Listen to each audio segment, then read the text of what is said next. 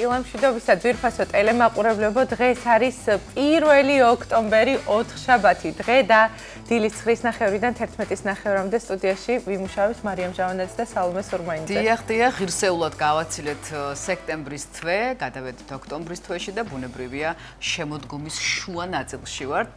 არაჩვეულებრივი დღეა გარეთაც, იმიტომ რომ ცოტათი არ წვიმს, თუმცა ამას მალე გადავამოწმებთ რა მოხდება დღის ბოლომდე. გეტყვით რომ 11-ნახევრამდე ვიქნებით თქვენთან ერთად და ნახოთ თუ რას ნახავთ გადაცემაში.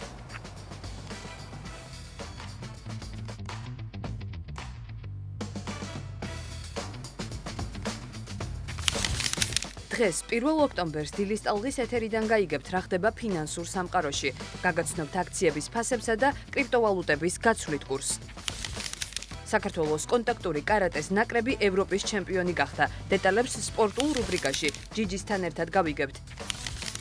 მეცნიერებმა ემბრიონის საშვილოსნოზე მიმაგრება აღბეჭდეს, რაც შესაძლოა უშვილობის მკურნალობაში ერთ-ერთი მნიშვნელოვანი ნაბიჯი იყოს.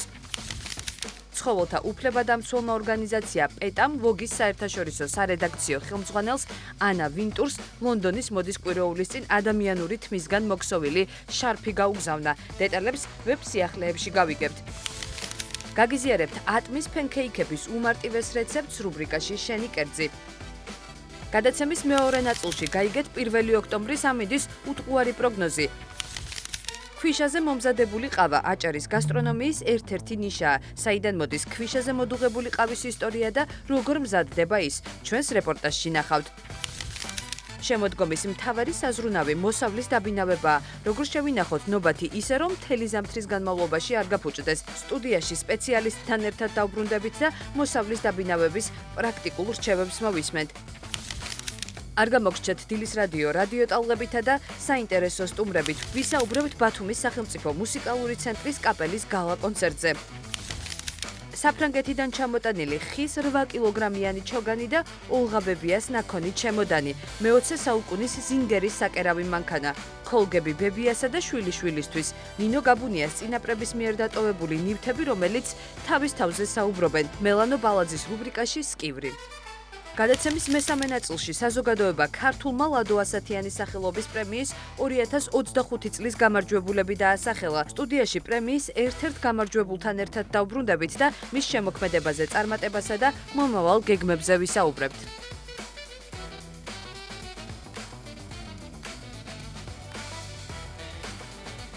ესე იგი, დილიდან ადამიანის განწყობაზე ჩემთვის უცებ რაც გამახსენდა ორი რამ მოქმედებს.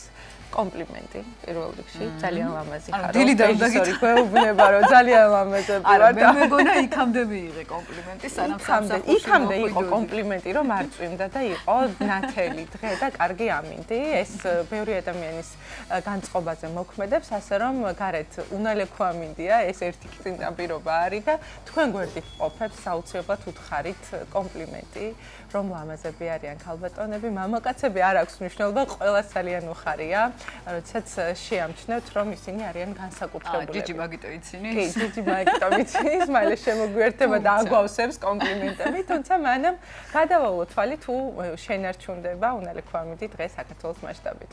დავიწყოთ ჩვენი ქალაქით დღეს 1 ოქტომბერს ჩვენს ქალაქში 20 გრადუსამდე გათბება ჰაერი, თუმცა ღრუბელი მაინც იქნება ცაზე და შეიძლება ოდნავ იწვიმოს კიდევაც. ქობულეთში 19 გრადუსამდე გათბება ჰაერი, ქედაში ასევე +19 იქნება, რაც შეეხება შუახევს 19 გრადუსი ითქვა და უნალექო ამინდი, ხულოში 17, ხოლო გოდერძის უღელტეხილზე 13 გრადუსის ითქვა ნავარაუდები.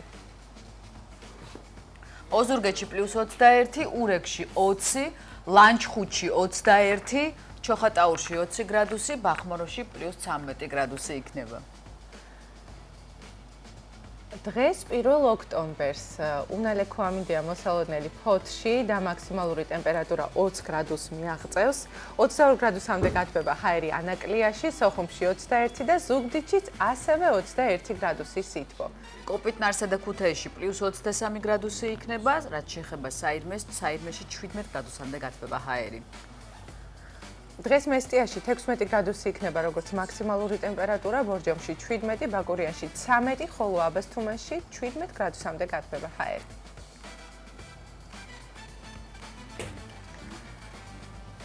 ახალციხეში +19, ასევე გორშიც 19 გრადუსი იქნება, ცხინვალში +21, თელავში +18 გრადუსი.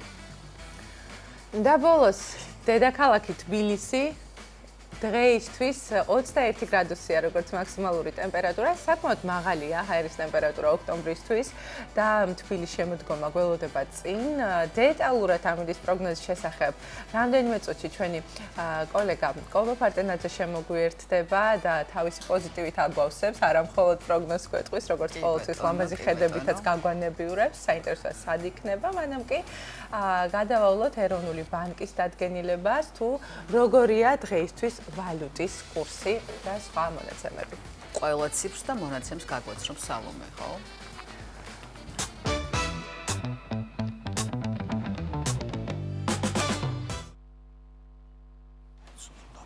ეროვნული ბანკის დადგენილებით ვალუტის ოფიციალური კურსი 1 ოქტომბრისთვის ასეთია. მოიმატა დოლარის ფასმა. 1 ამერიკული დოლარი 2 ლარი და 70 თეთრ. ევროს ფასმაც მოიმატა და გეტყვით, რომ 1 ოქტომბერს 1 ევროს 3 ლარად და 17 თეთრად შეიძენთ. 1 ბრიტანული გირვანკა სტერლინგი 3 ლარი და 63 თეთრი ეღირება დღეს, ხოლო თურქული ლირის ფასი სტაბილურია და 1 ოქტომბერს 6 თეთრი ეღირება. ბიტკოინის ფასმაც მოიმატა და 1 ოქტომბრისთვის ბიტკოინის 1 მონეტა 30828 ლარი ეღირება. ეთერიუმის ფასმაც მოიმატა და ბოლო მონაცემებით 11210 ლარი ღირს. BNB-ს ფასშიც არის ცვლილება და დღეს 2725 ლარი ეღირება. ნავთობის ფას გადავავლოთ თვალი, გეტყვით, რომ ბრენტის ხარისხის ნავთობის შეძენას 180 ლარად და 3 თეთრად შეძლებთ. აქვე გადავავლოთ თვალი ოქროს ფას. 1 გრამ ოქროს დღეს 320 ლარად და 77 თეთრად შეიძენთ. აქვე აქტუალურია, რა თქმა უნდა, საწვავის ფასი და გეტყვით, რომ 1 ოქტომბერს სუპერი 2 ლარი და 74 თეთრი ეღირება, პრემიუმი 2 ლარი და 94 თეთრი, რეგულარი 2 ლარი და 97 თეთრი, დიზელი 2 ლარი და 74 თეთრი, ხოლო ევროდიზელი 2 ლარი და 89 თეთრი. ასეთი გახდათ დღის კურსი. რაც შეეხება დღის კერძს, ჩვენი მომდევნო რუბრიკა გახლავთ სამზარეულოს რუბრიკა, ყოველდღიურად ქეთა თხილაიშვილი გვიერთდება და საინტერესო კერძებს გვიკეთებს, ასე რომ საინტერესოა რა იქნება დღევანდელი კერძი, შევიხედოთ სამზარეულოში და ახლა გვეტყვის ქეთა.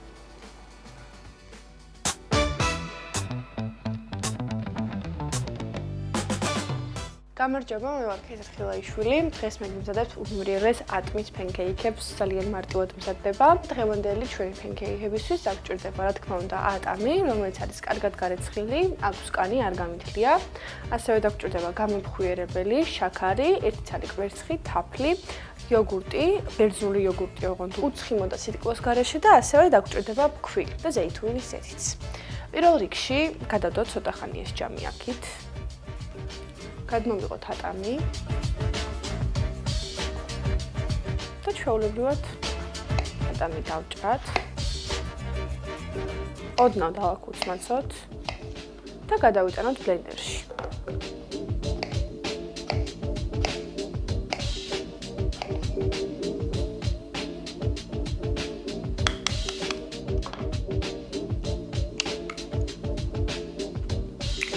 ჩავრთოთ ბლენდერი. და კარგად დავაბლენდეროთ ერთგვაროვან მასამდე ეშვენი ატამი და კვერცხი.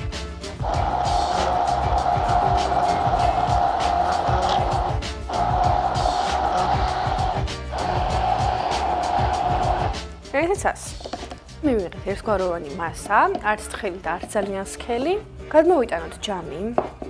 ჩავასხათ ეს მასა ჯამში.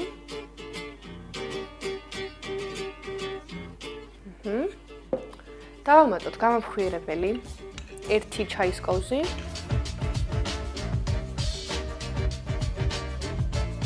დავუმატოთ დაახლოებით 2 სუფრის კოვზი ან 3 სუფრის კოვზი ფქვილი.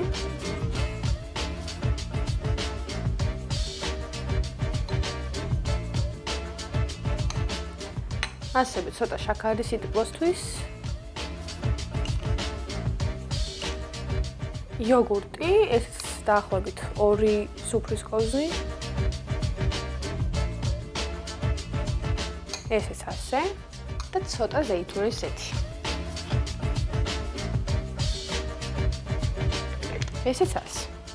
ინგრედიენტები ერთ ჯამში არის მოთავსებული, მხოლოდ ის დაგვრჩა, რომ ამ ყველაფერს კარგად ავულიოთ.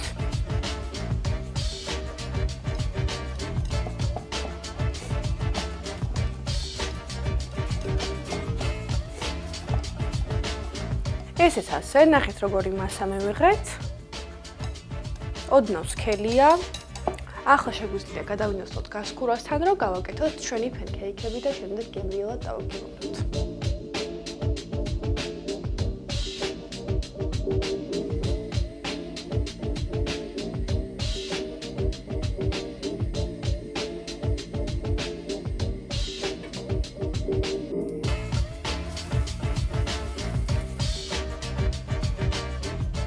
ჩვენი უმშვენიერესი აწმის ფენქეიქები მზად არის, გამოიყურება ძალიან მადლი საღმრთელად და მოდი ბოლო ნაწილი შევასრულოთ და მოვასხათ ზევიდან მოგემრიელესი ტკბილი თაფლი. გემრიელისად გამოიყურება და ერთი სული მაგ დავაგებინო ახლა თქვენთან ერთად. თან არის ძალიან ფაფუკი და რბილი.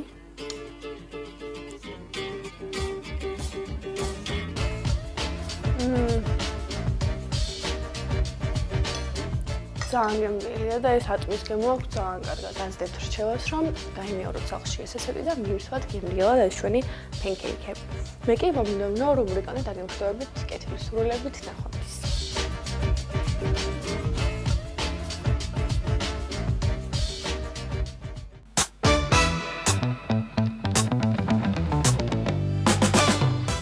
არაჟანიც მოუხდებოდა ეხლა აი ამ ისედაც ხო სახში მგონია თავი, როცა სტუდიაში ვარ, მაგრამ ეს რომ დავინახე ოლადები, ხო სულ სახში მგონია და სულ ყოველდღიურად ოლადები და ბლინები გვაქვს.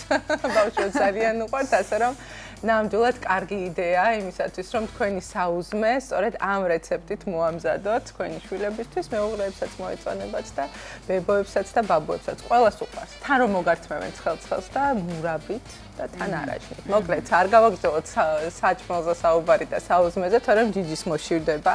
დილიდან კომპლიმენტებს ვამბობ ჯიჯი და შენ გარეშე კომპლიმენტი არ ჩაივლის. შენ ყოველდღიურად გვავსებ და სალამი ისე ისაუბრე.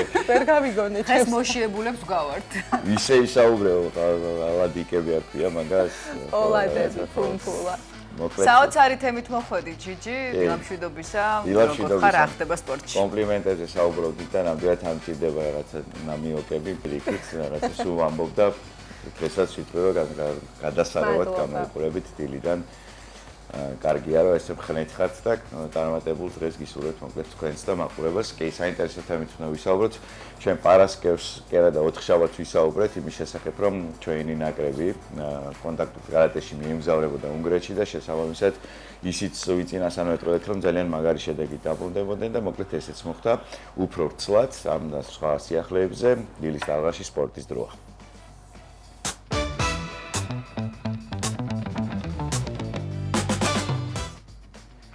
დილამშვიდობის კიდევ ერთხელ მოგესალმებით, ვიწყებთ სპორტზე საუბარს და დღევანდელი სრული რუბრიკა დაეთმობა კონტაქტურ კარატეს და კონტაქტურ კარატეში გამართულ ევროპის ჩემპიონატს, რომელსაც უნგრეთის ქალაქ დებრეცენმა უმასპინძლა 26-27 სექტემბერი.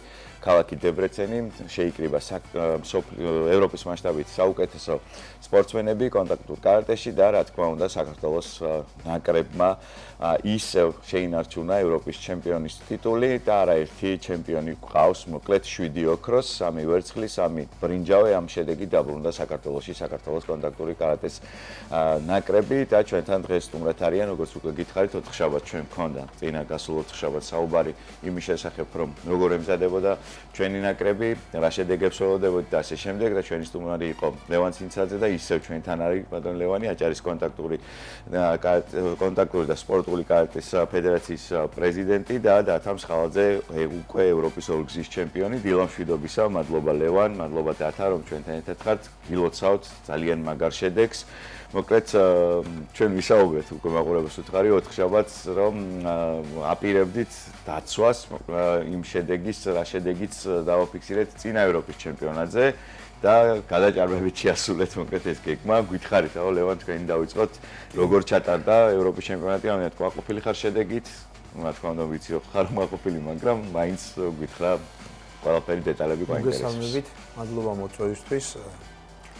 რაც შეეხება ჩვენი ბოლო საუბრისას, ჩვენ ვთქვით, რომ მიუხედავად იმისა, რომ გუნდი ძალიან ძლიერად ემზადებოდა მთელი ამ ხნის განმავლობაში, ჩვენ მაინც პირდაპირ არ შეგვეძლო გვეთქვა, რომ შედეგის გაუმჯობესება ან შენარჩუნება შეგვეძლო, რადგან ჩვენ ამას რათა ვაკეთებდით ამისთვის ყველაფერს. თუმცა ძალიან რთულია, როცა 30 ქვეყნის პირველი მეორე ნომერი იკრიფება და ეს ევროპის ჩემპიონატი ტარდება წელიწადში ერთხელ. მოგეხსენებათ, რომ ჩვენ არაოლიმპიურ სახებავად შესაბამისად ოლიმპიადა არ გვაქვს და 4 წელიწადში ერთხელ გვიწევს სოფლიო ჩემპიონატი. ანუ ჩვენთვის ფაქტურად ყველაზე მნიშვნელოვანი ტურნირი არის ევროპის ჩემპიონატი და ამისათვის ყველაფერს ვაკეთებთ როგორც ჩვენ, ასევე ყველა დანარჩენი ქვეყნები. შესაბამისად ძალიან რთული იყო შედეგის ჩვენება, მაგრამ გავიმეორებ და ვიტყვი, რომ იმდენ ისეთი მომზადება გავიარეთ და ისეთი წლის დასაწყისიდანვე ისეთი შეკრებები გავიარეთ, ისეთი ძალისხმებას ვდებდით, რომ შედეგმა არ დააყონა და მადლობა უფალს და დავაგვირგვინეთ ზუსტად ისეთივე გამარჯვებით და ზუსტად ისეთივე შედეგით, რაც წინა წელს ჰქონდა საქართველოს ნაკრებმა პირველად ისტორიაში, არა მარტო საქართველოს ნაკრებმა, ევროპაში ჯერ არც ერთ ქვეყანას არ გაუკეთებია, რომ 4 წონით კატეგორიაში, ბიჭებში, 5 წონაა სულ და 4 წონა წონით კატეგორიაში ევროპის ჩემპიონატის ტიტული წინა წელს ვალენსიაში ვინც მოიგო, ზუსტად იგივე ხალხმა გაიმეორა, არა მხოლოდ წონებში უგულისხმობდა რომელიმე ცვლილება იყო უბრალოდ ქართულმა გაიმარჯვა. ზუსტად იგივე სახელმა გვარებმა გაიმარჯვა 4-ვე წონით კატეგორიაში. ესეთი რამე არ მომხდარა და რავი, ძალიან ბედნიერები ვართ, თუმცა ვიტყოდით, რომ ეს უკვე წარსულია. ეს უკვე დასრულდა ეს ყველაფერი და უნდა გავაგრძელოთ ახლა ჩვენ მიუხედავად იმისა, რომ ძალიან კარგად გამოვიდნენ სპორტსმენები, ძალიან ბევრი ხარვეზი იყო აქ. პირადად მე როგორც მწვრთნელმა დავინახე და დავითმა ძალიან კარგად დაინახა და ყველა სპორტსმენებმა, რომ კარგი რა იყო და ცუდი რა იყო აქ და ჩვენ დაახლოებით 2-3 დღეს ისინი დაისვენებენ და შეუდგებით. კი ბატონო. ხელახლა აი ამ ხარვეზების გამოსწორებას. დავით, შენთან გადმოვალ ახლა კითხვით, კიდევ ერთხელ გილოცავ ამ ძალიან მაგარ შედეგს, ორგზის თან ესე მიყოლებით ევროპის ჩემპიონობა არა მარტივი საქმე და ძალიან ბევრ შრომას მოითხოვს. შენ როგორ ემზადებოდი ამ შეჯიბრისთვის და ხარ თუ არა საკუთარი თავით მაყოფილ, ლევანმა თქვა, რომ რაღაცა ხარვეზები იყო, მიუხედავად იმისა, რომ ჩემპიონები გახდით, ალბათ ზოგმა უფრო მეტად იცის რა არის გამოსასწორებელი. შენი თავით თუ ხარ მაყოფილი და ზოგადად რომ შეაჯამო ევროპის ჩემპიონატი. დილამშვიდობის მოგესალმებით, მოგესალმებით თქვენს მაყურებელს. რაც შეეხება მოსაძებელი ეტაპი ძალიან კარგად გავიარეთ, გუნდმა შეკრებები გავიარეთ და საბოლოო ჯამში ყველაფერი კარგად ჩაიარა, იმიტომ რომ როგორც ვიცით, ჩვენ საქართველოს ნაკრები ახალგაზრდები ყველა მაქსიმალისტები ვართ და ყველაფერს ყოველთვის მაქსიმალურს ვაკეთებთ, დიდ და ვაკეთებთ, როგორც ვარჯიშებზე, ასევე შეჯიბრზე. სულ ლევანი გვეუბნებოდა, რომ დარბაზში უნდა გავაკეთოთ მაქსიმალურად, რათა შედეგი მივიღოთ სასურველი და ესეც მოხდა. რაც შეეხება პირადად ჩემს შედეგს, რა თქმა უნდა, ყოფილი ვარ, რადგან წინა წლის შედეგი დავიცავი. ეს ძალიან რთული არაა მარტივი. მოპოვებასთან მოვიპოვე, მაგრამ ამის დაცვა შენარჩუნება კი რა თქმა უნდა რთულია, იმიტომ რომ ყველა იქ ევროპის კონტინენტიდან პირველი ჩემპიონები და პრიზიორი პირველი და მეორე ადგილი იღებდა თავისი ქვეყნის მონაწილეობას და რა თქმა უნდა ძალიან რთული აქვს გამარჯვება და ძალიან სანახაობრივი ბრძოლებიც ჰქონდა ასევე. და საბოლოო ჯამში საქართველოს ეროვნულმა და ახალგაზრდულმა ნაკრებმა ძალიან კარგი შედეგი დავდევით და მინდა რომ ყველას მიულოცო და წარმატებები ვუსურვო და ვფიქრობ რომ თუ ჩვენ ასე გავაგრძელებთ ყველაფერი ისე იქნება როგორც ჩვენ გვინდა. კი თუ იყო ისეთი მეტოქე რომელთანაც ცოტა გაგიჭირდა ისეთი უხერხული მეტოქე თუ ყავდა თუ ეს ერთი ამოსუნთქით ჩაატარე და მოიგე. არა, პირველივე ბრძოლიდან ძალიან დაძაბული ბრძოლა გქონდა ჩვენ და ყოველი ბრძოლა იყო რა თქმა უნდა ძალიან მნიშვნელოვანი და ვიტყვი იმას, რომ ფინალურ თავბრძოლაში შეხვდა მასპინძელი სპორტსმენი, რაც ძალიან ესე რომ თქვა ძალიან რთულია მაინც რომ სამასპინძელი სპორტსმენი ხდება, რადგან ატმოსფერო იქ ძალიან სხვანაირია, მაგრამ ჩვენზე ამას არ მოქმედია, ჩვენ დამაჯერებლად ვიბრძოლეთ, რაც გეგმაში ვქონდა მწვრთნელთან ერთად ვიბრძოლეთ და მე ყოველთვის თვითონ მწვრთნელის და მეც ვფიქრობ, რომ როცა ამზე გავდივართ საბრძოლველად, პირველ რიგში ჩვენი მიზანია რომ გავიმარჯვოთ, მაგრამ არა მარტო მე, ერთად გავიმარჯვოთ და ჩვენ როცა გავდივართ 2-1-ზე ვბრძოლობთ და ესაა ჩვენი კოზირი ერთ-ერთი ესე რომ ვთქვათ და ეს ამართლებს და წარმატებასაც ვაღწევთ. კი ბატონო ლევან, დათას გარდა კიდე 3 ჩემპიონი ყავს ევროპის დიდებში და ამ შემდეგ ყველას სახელი და გვარიო გითხრა ვინ მოიგო, იმიტომ რომ არ გამოუჩეს ყველას ვინა მიულოცოთ აქეთ. -60 კილოგრამდე წონით კატეგორიაში მოქმედმა მსოფლიო პირზიორმა, რომელიც იაპონიაში წელს ჩვენ მსოფლიო ჩემპიონატზე მესამე ადგილზე გავიდა მინდიამ გელაძემ. შარშანდელი შედეგი გაიმეორა და წელს ისევ მეორედ გახდა უკვე დიდებში ევროპის ჩემპიონი. მინდა ხაზი გაუსვა და აღვნიშნო, რომ ძალიან მნიშვნელოვანია მინდიაც და დავითიც არიან ორივე ძალიან ახალგაზრდები. დავითს წელს მსოფლიო თასი მოუწია, წლის დასაწყისში ახალგაზრდებში კიდე და მოიგო. 60 კილომდე როგორც გითხარით მინდიამ გელაძემ, 70 კილომდე ანდრეი ზინჩეკომ გაიმეორა შედეგი თავისი და ის უკვე მრავალგზის ევროპის ჩემპიონია, მიუხედავად იმისა, რომ ბევრი წლები ამას აკეთებს, ის ტატამზე იყო როგორც არანაკლები არც ერთ ახალგაზრდაზე ძალიან სანახაობრივი ბრძოლები ჩაატარა. 80 კილომდე საქართველოს ეროვნული ნაკრების გუნდის კაპიტანმა ლაშა ოზბეთელაშვილმა გაამართლა გუნდის იმედები და ის კვლავ გახდა ევროპის ჩემპიონი და 90 კილომდე წონით კატეგორიაში უკვე დავითმა, როგორც ვილაპარაკეთ დავითზე, დავითმა დაიცვა თავის ტიტული და ევროპის ჩემპიონობა მოიპოვა. ვიტყოდი, რომ ბრძოლები ყველა ძალიან რთული იყო ჯიჯი, რადგან არ არსებობს ევროპის ჩემპიონატზე მარტივად რომ მოგით შეიძლება რაღაც სადღაც გაგიმართლოს, არიან ესეთი ქვეყნები, რომლებიც არ არიან ძალიან კარგად განვითარებული და არის რამოდენიმე, თუმცა როცა უკვე მეოთხედ ფინალს, მეორედ ფინალს და ფინალს ეხება, იქ უკვე შეუძლებელია ამაზე ფიქრი, თუმცა ჩვენ მთელი მოსამზადებელი პერიოდი ჩვენ დარბაზში ვიწყებდით, ვარჯიშს ვიწყებთ, ჩვენ ტრადიციულად ჰიმნის დაკვით ვიწყებთ და ჰიმნით ვამთავრებთ. და მთელი ვარჯიშის პერიოდში ისინი არიან ძალიან მობილიზებული და კონცენტრირებული, ფოკუსი აქვს ძალიან მაღალ დონეზე. და მე მათთან მუშაობ და ვეუბნები, რომ მთელი ვარჯიში, ჩვენ მთელი ვარჯიში ერთი ჩვეულებრივი დღე უნდა იყოს მიძღვნილი იმ კონკრეტული დღისთვის და ამას ვაკეთებთ და ისინი გონებაში ამ ყველაფერს წინასწარ გადიოდნენ, რომ ისინი დადგებოდნენ კვარცხლბეკზე, რომ ისინი პირველ ადგილზე დადგებოდნენ და ასე შემდეგ. ფსიქოლოგიურად იყვნენ მომზადებული, მოკლედ შეგვიძლია ვთქვათ ამისთვის. ყველაზე მნიშვნელოვანი ის იყო, რომ ჩვენ მენტალურად ისე ძლიერად ვიყავით მზად, რომ ნებისმიერ სიტუაციაში, ნებისმიერ სპორტსმენს ხელი რომ ქონოდა მოტეხილი, ის მაინც გააგრძელებდა ბრძოლას ძალი ხელით. მოკლედ თქვენ გარდა იმისა, რომ ევროპის ჩემპიონის ტიტული გააქვთ, უკვე და კიდევ ერთხელ დაიცავით, კიდევ ერთხელ გაქვთ უკვე საკუთარ კედლებში, სამშობლოში, საქართველოს ჩატარდება 2026 წლის ევროპის ჩემპიონატი. ეს განსაკუთრებით პასუხისმგებლობას ალბათ განიჭებთ თქვენ. რამდენად არის მნიშვნელოვანია საქართველოში ჩატარდება შემდეგი ევროპის ჩემპიონატი, ამისთვის თუ გაქვთ უკვე მზადება დაწყებული ფსიქოლოგიურად და ისეც ზოგადად. დიახ, ეს ძალიან მნიშვნელოვანია, რადგან როდესაც ახლოდან ხედავ ამ ყველაფერს, უკვე სხვანაირად აფასებ. მე ვფიქრობ, რომ ბათუმში ჩატარდება ძალიან მაღალ დონეზე საქართველოს კონტაქტური კარატეს ეროვნული ფედერაცია, ადგილობრივი ფედერაცია უკვე ამაზე მუშაობს.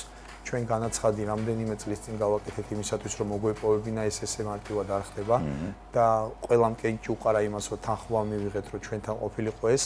საქართველოს სპორტის სამინისტროსთან, ადგილობრივ სამინისტროსთან, დეპარტამენტთან ერთად გადაწყდა ეს ყველაფერი, რომ იქნებოდა დიდი მხარდაჭერა და უკვე წინასწარ მინისტრამდე და ყველა ის ადამიანი, ვისაც ეხება, ყველა ჩართულია და მაქსიმალურად დიდი ორგანიზებით და დიდი, როგორ გითხრათ, ძალიან კარგად დაორგანიზებული ღონისძიება იქნება, ხოლო რაც შეეხება უკვე შიგნით, რაც სპორტულ თემას ეხება, აუცილებლად ჩვენ სპორტსმენები გვეყოლება შესაბამისად მომზადებული, რადგან ყველაზე მეტად ვფიქრობ ძალიან მაგარია, როდესაც იტალიაში, გერმანიაში, სხვადასხვა ქვეყნებში ააჟღერებს საქართველოს ინს, მაგრამ ემოციურად გაცილებით უფრო მნიშვნელოვანია, როცა შენ ქვეყანაშია, რადგან შენ კედლებში იქნება და შენი მაყურებელი.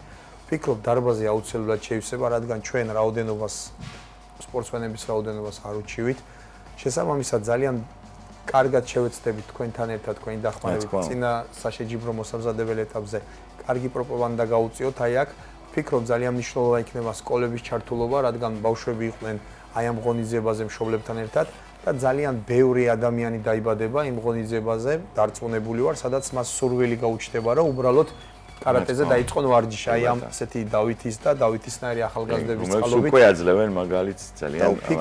ვფიქრობ, ამ კუთხით ძალიან მნიშვნელოვანია ბათუმში ჩატარება ჩვენი ქალაქისთვის და შემდეგი წლიდან რაოდენობა, როდესაც ჩვენ 500-600 სპორტსმენამდე გვყავს, ეს ორჯერ და სამჯერ მეტად გაიზრდება, დარწმუნებული ვარ. და მომავალში გავიდეთ და თავს ვკითხავ, ვიცი რომ როგორც კი ჩამოფრინდით უნგრეთიდან, იგივე შეიყავით სპორტის სამინისტროში მიღებაზე, რამდენად ცნობ სახელმწიფოს მხარდაჭერას და გვერდში დგომას, იმიტომ რომ ძალიან მნიშვნელოვანია, ესაც რაღაცას იგებთ ან განსაკუთრებით კონტინენტის ჩემპიონობას, სახელმწიფო იდგეს შენ გვერდით და ძალიან გამიხარდა, რომ ეგრევე მიგიღოთ სპორტის მინისტრმა და რაღაცა გამოხატა პატივისცემა თქვენს მიმართ. ამიტომ მნიშვნელოვანია სპორტსმენისთვის გარს დამოკიდებული. რა თქმა უნდა, ეს დასაფასებელია, ერთგვარი мотиваცია ჩვენთვის, რომ ეს ფასდება ყველაფერი და რა თქმა უნდა, ხარაჭერა ძალიან დიდი გვაქვს და ჩვენ ეს სპორტსმენები ამას ვგრძნობთ და ეს ერთგვარი мотиваცია ჩვენთვის, რომ ეს ყველაფერი ჩანს და ხარჯი გვიდგანან და მინდა რომ მადლობა გადაუხადოთ მათ ამისთვის და ნაწუნებული ვარ გაგრძელდება ხარდაჭერა ლევან, იმიტომ რომ მართლა ზედიზედ ევროპის ჩემპიონობა არა მარტივი ამბავი და კიდევ უფრო მეტი ყურადღება მიექცევა ამ სპორტის სახეობას. დიახ, მათ სპეციალურად ჩვენ იცოდნენ, რომ ნახევარი გუნდი ბათუმში იყო გასამგზავრებელი და სპეციალურად იქვე დაგვიკავშირდნენ და ორგანიზებდნენ, რომ ჩვენ როგორც კი ჩამოვფრინდებოდით თბილისში, არ უნდათ ისე გაკეთებულიყო, რომ აუცილებლად შევხვდებოდნენ, თუმცა შეიძლება დაუბრუნებულიყავით ბათუმში და 2 დღის მერე და ესე რო არ ყოფილიყო მაქსიმალურად მიუხედავად ძალიან ბევრი საქმისა, ისე დაალაგეს, რომ როგორც კი ჩამოვედით, დაგვხდნენ, მიგვიღენ იმას პინძლენ და შემდეგ რაც შეეხება საუბრებს სამომავლო გეგმებზე ძალიან ბევრი ვისაუბრეთ იმაზე, რომ ძალიან დიდი შედეგი დაიდო და მათ პირადად ძალიან ბედნიერები იყვნენ ამით და ყველანაირი მხარდაჭერა გამოთქვეს იმისათვის, რომ ჩვენ კარგად უმასპინძლოთ ბათუმში ჩასატარებელ ევროპის ჩემპიონატებს და ზოგადად ამ სპორტის სახეობის განვითარებაზე. ძალიან ბევრი მხარდაჭერა იყო, თავისუფალი საუბრები, სადაც ჩვენი აზრები გამოთქვით და ვფიქრობთ, აი ესეთი საუბრები ძალიან ბევრი კარგი საქმის გაკეთება შეიძლება. კი ბატონო, მადლობა რომ დილიდან ჩვენთან ერთად იყავით. კიდევ ერთხელ გილოცავთ ამ ძალიან მაგარ შედეგს და მე დარწმუნებული ვარ, შემდეგ ტურნირებზე კიდევ არაერთ წარმატებას და მედალს მოვუწევთ ჩვენს ქვეყანას. ლევან ცინცაძე, აჭარის კონტაქტური და სპორტული კარატეს ფედერაციის პრეზიდენტი იყო ჩვენი სტუმარი და ასევე ევროპის უკვე ორგზის ჩემპიონი დათამ სხალაძე, მოკლედ საუბრობდით კონტაქტურ კარატეზე და ამ ძალიან წარმატებულ სპორტის სახეობაზე ჩვენს ქვეყანაში. მე დარწმუნებული ვარ, კიდევ არაერთხელ ვისაუბრებთ ამ თემაზე ჩვენს გადაცემაში. ესეთი იყო სპორტული ამბები, ახლა კი ორ არაჩვეულებრივ ქალბატონს უნდა დაუბრუნდე ისევ და მეც თქვენთან ერთად გავასწრებო გადაცემის წესრიგს. მადლობა ჯიჯი, შენ პარასკევამდე დაგემშვიდობებით. ჩვენს მაყურებელს ვეტყვით, რომ ძალიან საინტერესო სიუჟეტით ვაგრძელებთ. არომატითა და განსაკუთრებული გემოთი გამორჩეული ბათუმური ყავა მხოლოდ სასმელი კი არა, ქალაქის კულტურისა და ჩვენი ყოველდღიურობის განუყოფელი ნაწილია. ყავის საერთაშორისო დღეს ქვიშაზე მომზადებული ყავით აღნიშნავთ. ნახოთ სიუჟეტი და გავიგოთ, რატომ არის ამ ტექნიკით მომზადებული ყავა განსაკუთრებული.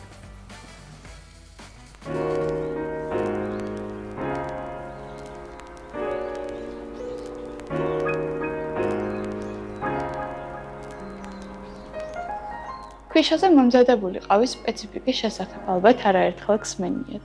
ხოლო ეგრეთ წოდებული ბათუმური ყავის მოყვარულებისთვის კი იგი განსაკუთრებით საყვარელ სასმელს წარმოადგენს. მისი ისტორია ჯერ კიდევ მე-16 საუკუნეში კონსტანტინოპოლში იწყება.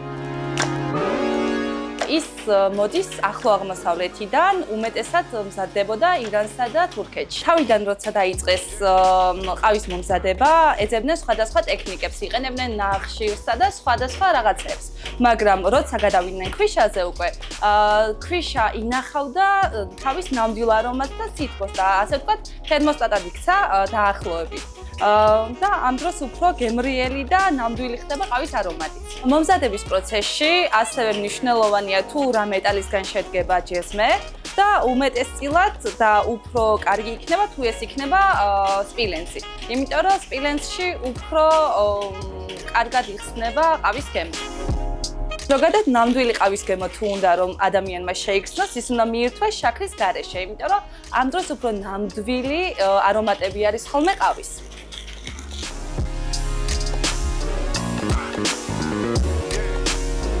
უმეტესად ყავის მომზადება იყო დაკავშირებული არა მხოლოდ ტექნიკასთან, ეს ისედაც გემრიელია. უფრო იყო სტუმართმოყვარეობასა და სიყვარულით, აი გამასპინძლებასთან დაკავშირებული. ჯეზმე რაშიც ეს მზადდება, უკეთესად ინარჩუნებს ყავის არომატსა და სითბოს და უფრო გემრიელი ხდება ყავა სხვა ყავებთან შედარებით.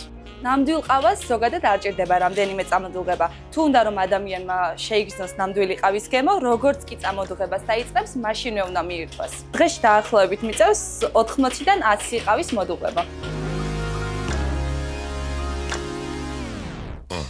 დასასრულს კი გეტყვით, რომ ქვიშაზე მომზადებული ყავა არა მხოლოდ სასმელი, ის სოციალური ჟესტიც არის. ის სტუმრის მიმართ განსაკუთრებული პატივისცემის ნიშნად გამოიყენება.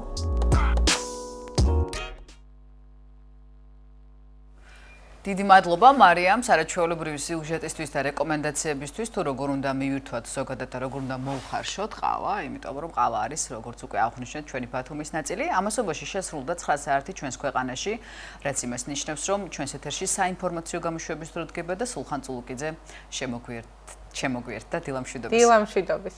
მოგესალმებით ქალბატონებო, მოგესალმებით ჩვენს ერთგულ მაყურებელს. 9 საათია და ახალი ამბების დრო.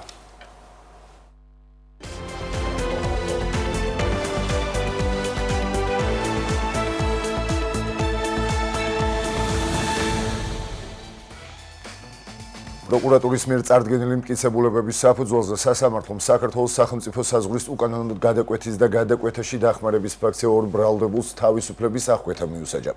სასამართლო პროცესზე გამოკვლეული მტკიცებულებები დადასტურდა, რომ ერთ-ერთმა ბრალდებულმა 2 მარტს წინასწარ შემუშავებული გეგმის შესაბამისად და ფულადი თანხის სანაცვლოდ ავტომობილში სპეციალურად მოწყობილი სამალავით საქართველოს სახელმწიფო საზღვარზე სომხეთის მიმართულებით მალულად გადაიყვანა პირი, რომელსაც როგორც ბრალდებულს აკრძალული ჰქონდა ქვეყნის დატოვება. ერთ პირს ბრალდება საზღვრის უკანონოდ გადაკვეთაში, ხოლო მეორეს მის დახმარება შეედება. თბილისის საქალაქო სასამართლომ ბრალდებულების სრულად ცნო-დამნაშავედ წარდგენილ ბრალდებაში და სასჯელის სახით და ზომად 4 წლითა და 6 თვით თავისუფლების აღკვეთა განუსაზღვრა.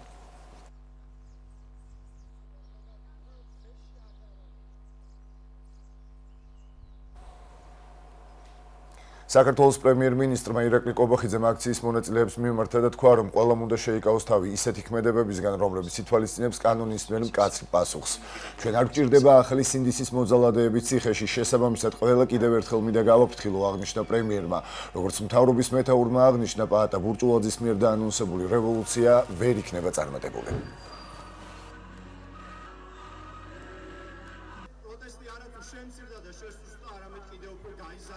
არავის დაბატებრება არ გიხარია, მაგრამ თუ ვინმე დაარღვევს კანონს, ყველას მოუწევს კანონის წინაშე პასუხისგება.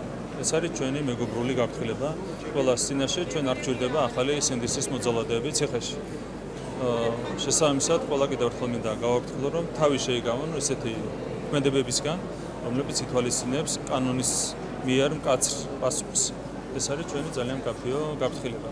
რა თქმა უნდა, პაატა ბურჭულაძის მიერ დაანონსებული რევოლუცია ვერ იქნება წარმატებული, თუმცა შეიძლება ბევრი ადამიანი, იმაზე მეტი ვიდრე წინა შემთხვევაში 30-ზე მეტი, კიდევ უფრო მეტი ადამიანი შეიძლება აღმოჩნდეს კისოსების მიღმა.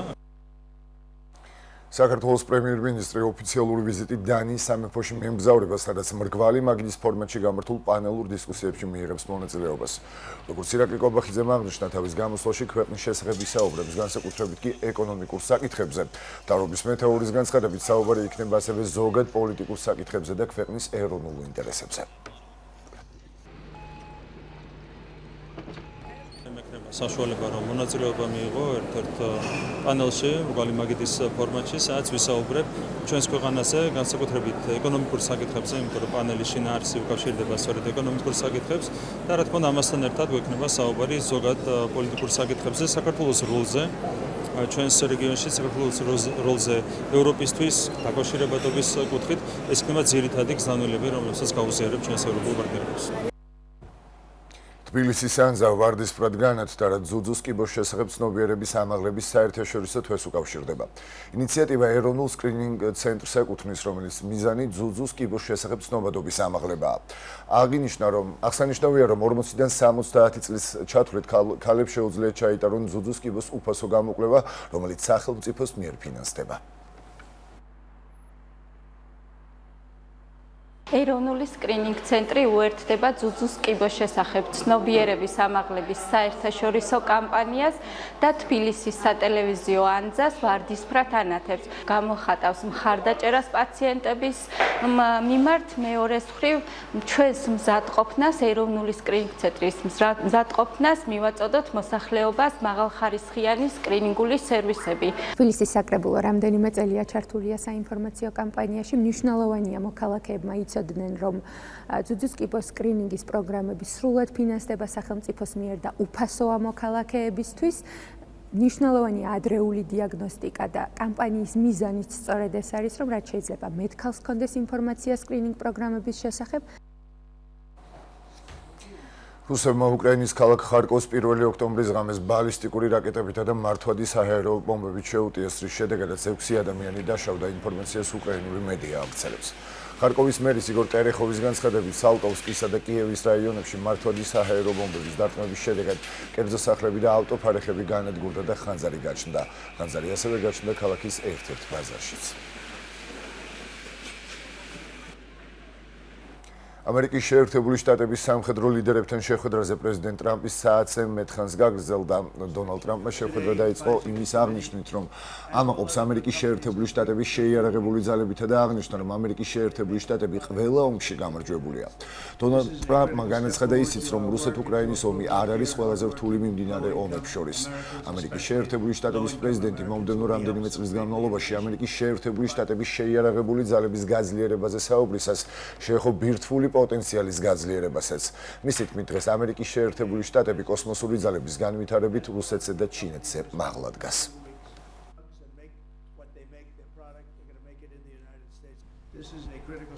ეკონომიკისა და მდგრადი განვითარების მინისტრმა მარიამ ქრივიშვილმა სასტუმრო პარაგრაფ თაბორის საზეიმო გახსნის ღონისძიებაში მონაწილეობა მიიღო პრემიერ-მინისტრი ილაკი კობახიძესთან, თბილისის მერ კახა კალაძესთან, პარლამენტის თავმჯდომარე შალვა პაპუაშვილთან და ხელისუფლების და კერძო სექტორის სხვა წარმომადგენლებთან ერთად.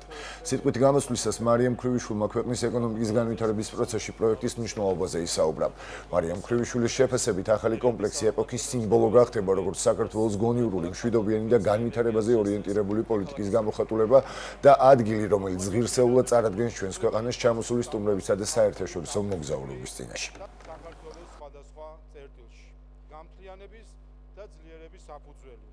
პარაგრაფ თაბორი უმნიშვნელოვანეს როლს შეიტანს ჩვენი ქვეყნის სტუმართმასპინძლობის ინდუსტრიის განვითარებაში და ჩვენს ქვეყანას მყარად დაამკვიდრებს მსოფლიო ტურისტულ რუქაზე. პარაგრაფ გოლფი და სპა თაბორი საქართველოს უახლეს ისტორიაში ერთ-ერთი უმსხვილესი საინვესტიციო პროექტია, რომლის ღირებულებამაც 500 მილიონ ლარს გადააჭარბა.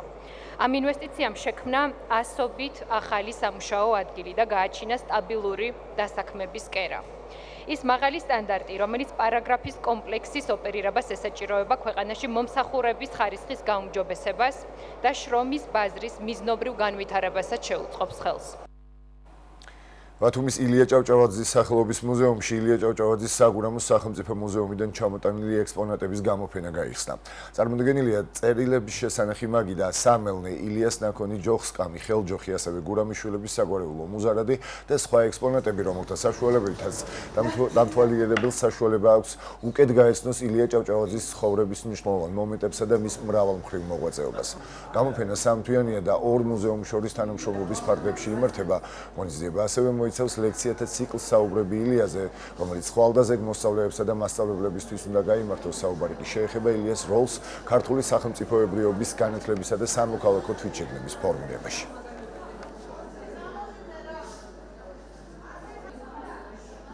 ამ მუზეუმის პოპულარობისათვის და ილიას სახელის პოპულარობისათვის არის ეს ყველაფერი გამიზნული. ჩვენ გმართებს ილიაზე გამუდმებით ფიქრი. ეს არ ნიშნავს იმას, რომ ჩვენ ვიცით ყველაფერი ილიაზე. ილიაზე ჩვენ ძალიან ცოტა რამ ვიცით. ამიტომ უნდა მოვუსმინოთ ილიას და მომავალ თაობას უფრო მეტი ინტერესი გაუჩინოთ ილიას. ჩვენ გვქონდა მსგავსი გამოცდილება, რამოდენიმე წლის წინ ჩვენ გამოფინეთ ილიას პირადი ნივთები და აი ამ გამოფენამ გამოიწვია ძალიან დიდი ინტერესი ჩვენ სანაქალაქელებში, აგრეთვე ბათუმის სტუმრებში.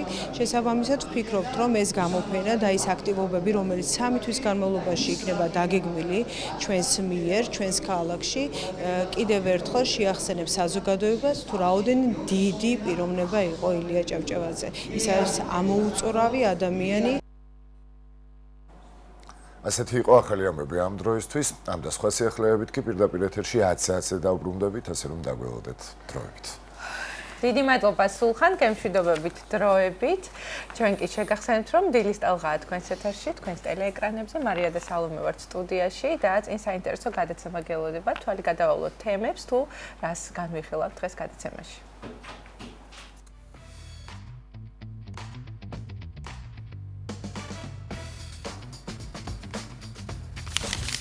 გაიგეთ 1 ოქტომბრის ამინდის უტყუარი პროგნოზი. ქვიშაზე მომზადებული ყავა აჭარის გასტრონომიის ერთ-ერთი ნიშაა. საიდან მოდის ქვიშაზე მოდუღებული ყავის ისტორია და როგორ მზადდება ის? ჩვენს რეპორტაჟში ნახავთ. შემოდგომის მთავარი საზრუნავი მოსავლის დაბინავებაა. როგორ შევინახოთ ნობათი ისე, რომ მთელი ზამთრის განმავლობაში არ გაფუჭდეს. სტუდიაში სპეციალისტთან ერთად დავბრუნდებით და მოსავლის დაბინავების პრაქტიკულ რჩევებს მოვისმენთ. არ გამოგრჩეთ დილის რადიო ტალღებითა და საინტერესო სტუმრებით. ვისაუბრებთ ბათუმის სახელმწიფო მუსიკალური ცენტრის კაპელის გალა კონცერტზე. საფრანგეთიდან ჩამოტანილი ხის 8 კილოგრამიანი ჩოგანი და ოლღაბებიას ნაქონი ჩემოდანი. მე-20 საუკუნის ზინგერის საკერავი მანქანა. ქოლგები ბებიასა და შვილიშვილისთვის. ნინო გაბუნიას წინაპრების მიერ დატოვებული ნივთები, რომელიც თავის თავზე საუბრობენ. მელანო ბალაძის რუბრიკაში სკივრი. გადაცემის მესამე ნაწილში საზოგადოება ქართულმა ლადო ასათიანის სახელობის პრემიის 2025 წლის გამარჯვებულები დაასახელა. სტუდიაში პრემიის ერთ-ერთ გამარჯვებულთან ერთად დავბრუნდებით და მის შემოქმედებაზე, წარმატებასა და მომავალ გეგმებზე ვისაუბრებთ.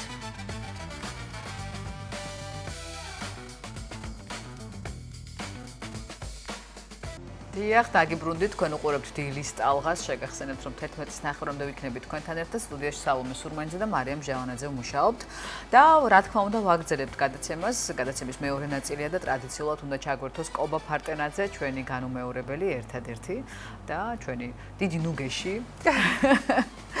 დილამშვიდობისა კობა მოგესალმებით. გარეთ მზის სხივებსაც ხედავ, რომელიც ოდნავ შეფერილობას გაძლევს შენ სამოსზე და გამახარა ამ ფაქტმა.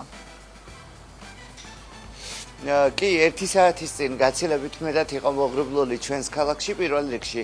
მოგესალმებით მეც ასევე, ახლა უკვე მზემ გამოანეთა და დღეს დღის განმავლობაში უკვე მზიანი ამინდი გვექნება. ღამით ისევ შესაძლებელია ხანმოკლე წვიმა, ხვალ დილის საათებში ასევე ზოგან და შუა დღისთვის უკვე ხვალ გამოიდარებს ყველგან და 3 ოქტომბრიდან საქართველოში მზიანი და საკმაოდ თბილი დღეები დაგვეწყება.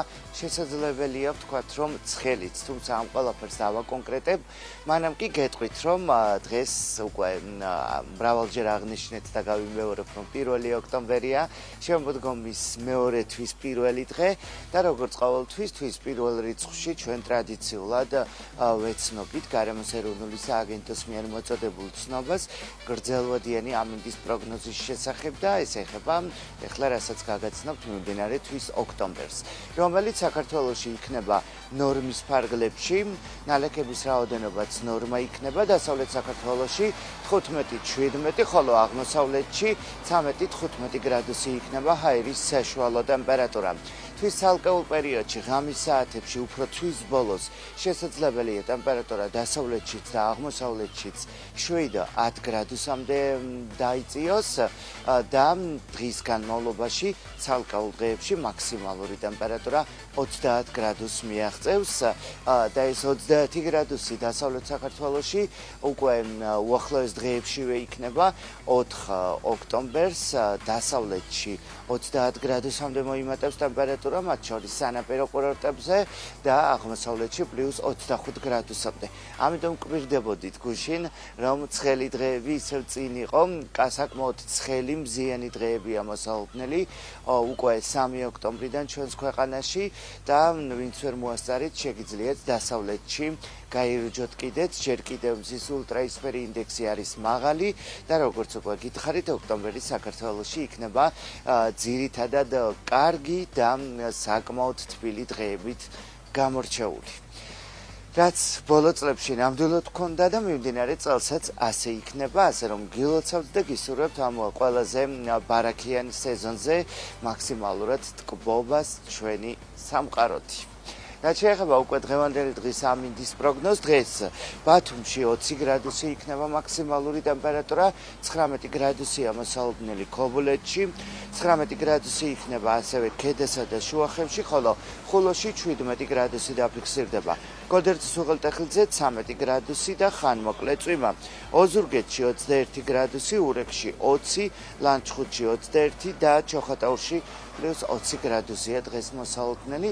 დილით ყველგან შესაძლებელი იყო რომ ყოფილიყო ხანმოკლე წვიმა, ხოლო შუადღით ყველგან გამოიდარებს, ასე რომ ჩვენს ეკრანზე ჯერ კიდევ იქნება გრაფიკულად ხანმოკლე წვიმა, თუმცა შუადღე ყველგან უკვე უმეტესად უნალე იქნება.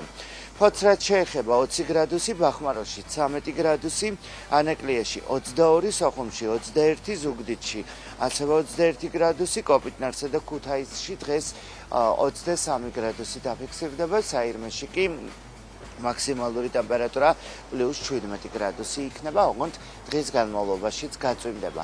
მესტიაში 16 გრადუსი და ასევე დღის განმავლობაში ხანმოკლე წვიმა იქნება, ბორჯომში 17, ბაკურიანში 13, აბასთუმანში 17 და ახალციხეში 19 გრადუსი.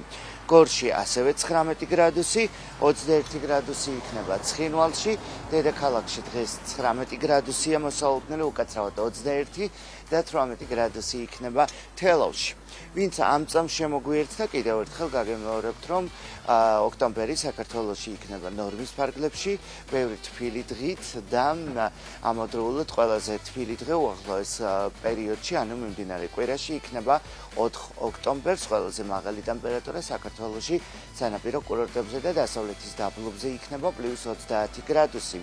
უკვე იწყება, როგორც ამ პერიოდისთვის არის დამახასიათებელი ფიონური ქარები დასავლეთ საქართველოში, რაც უკვე ეს არის აღმოსავლეთის თბილი ქარი, პრინციპში განგიმარტავთ, ბევრმა იცით უკვე იმდენჯერ ახსენე, რომელიც ღამის ტემპერატურასაც საკმაოდ მაღლად წევს ამ პერიოდში და ზოგადად ზამთარში სანაპირო კურორტებზე, ამიტომაც არა მარტო დღისით იქნება სითბო, ასევე ღამითაც დათბება და ეს ყველაფერი წინ არის, რაც არის საკმაოდ ალბათ პოზიტიური ამბავი და მეც გისურვებთ ბედნიერ დღეებს და თუ რა თქმა უნდა კითხვა არ გაქვთ, დაგემშვიდობებით.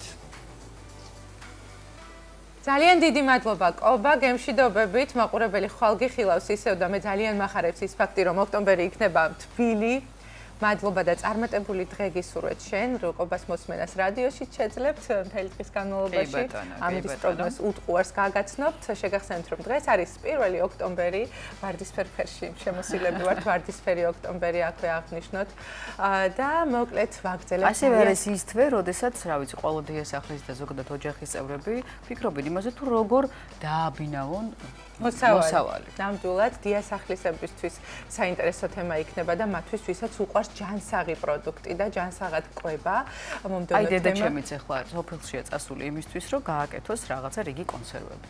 რამდენად მართებულია ეს ყველაფერი და შევინახოთ ზამთრისთვის კი ბატონო. შევინახოთ კონსერვირებულად, გავყინოთ თუ სხვადასხვა როგორ მოვუაროთ ამ ჯანსაღ პროდუქტს და როგორ შევინარჩუნოთ მათი სიჯანსაღე. ბათუმის სახელმწიფო უნივერსიტეტის აგრარული და მემბრანული ტექნოლოგიების ინსტიტუტის ქიმიური ანალიზისა და სურსათის უვნებლობის განყოფილების უფროსი ბატონი ალეკო კალანდია ყავს სტუმრად. ძალიან დიდი მადლობა ბატონო ალეკო მოგზაურობისთვის სტუდიაში და მოკლედ იმდენი კითხვა გვაქვს, არ ვიცი, დავიწყებთ მე და მარია ერთად. ესე იგი.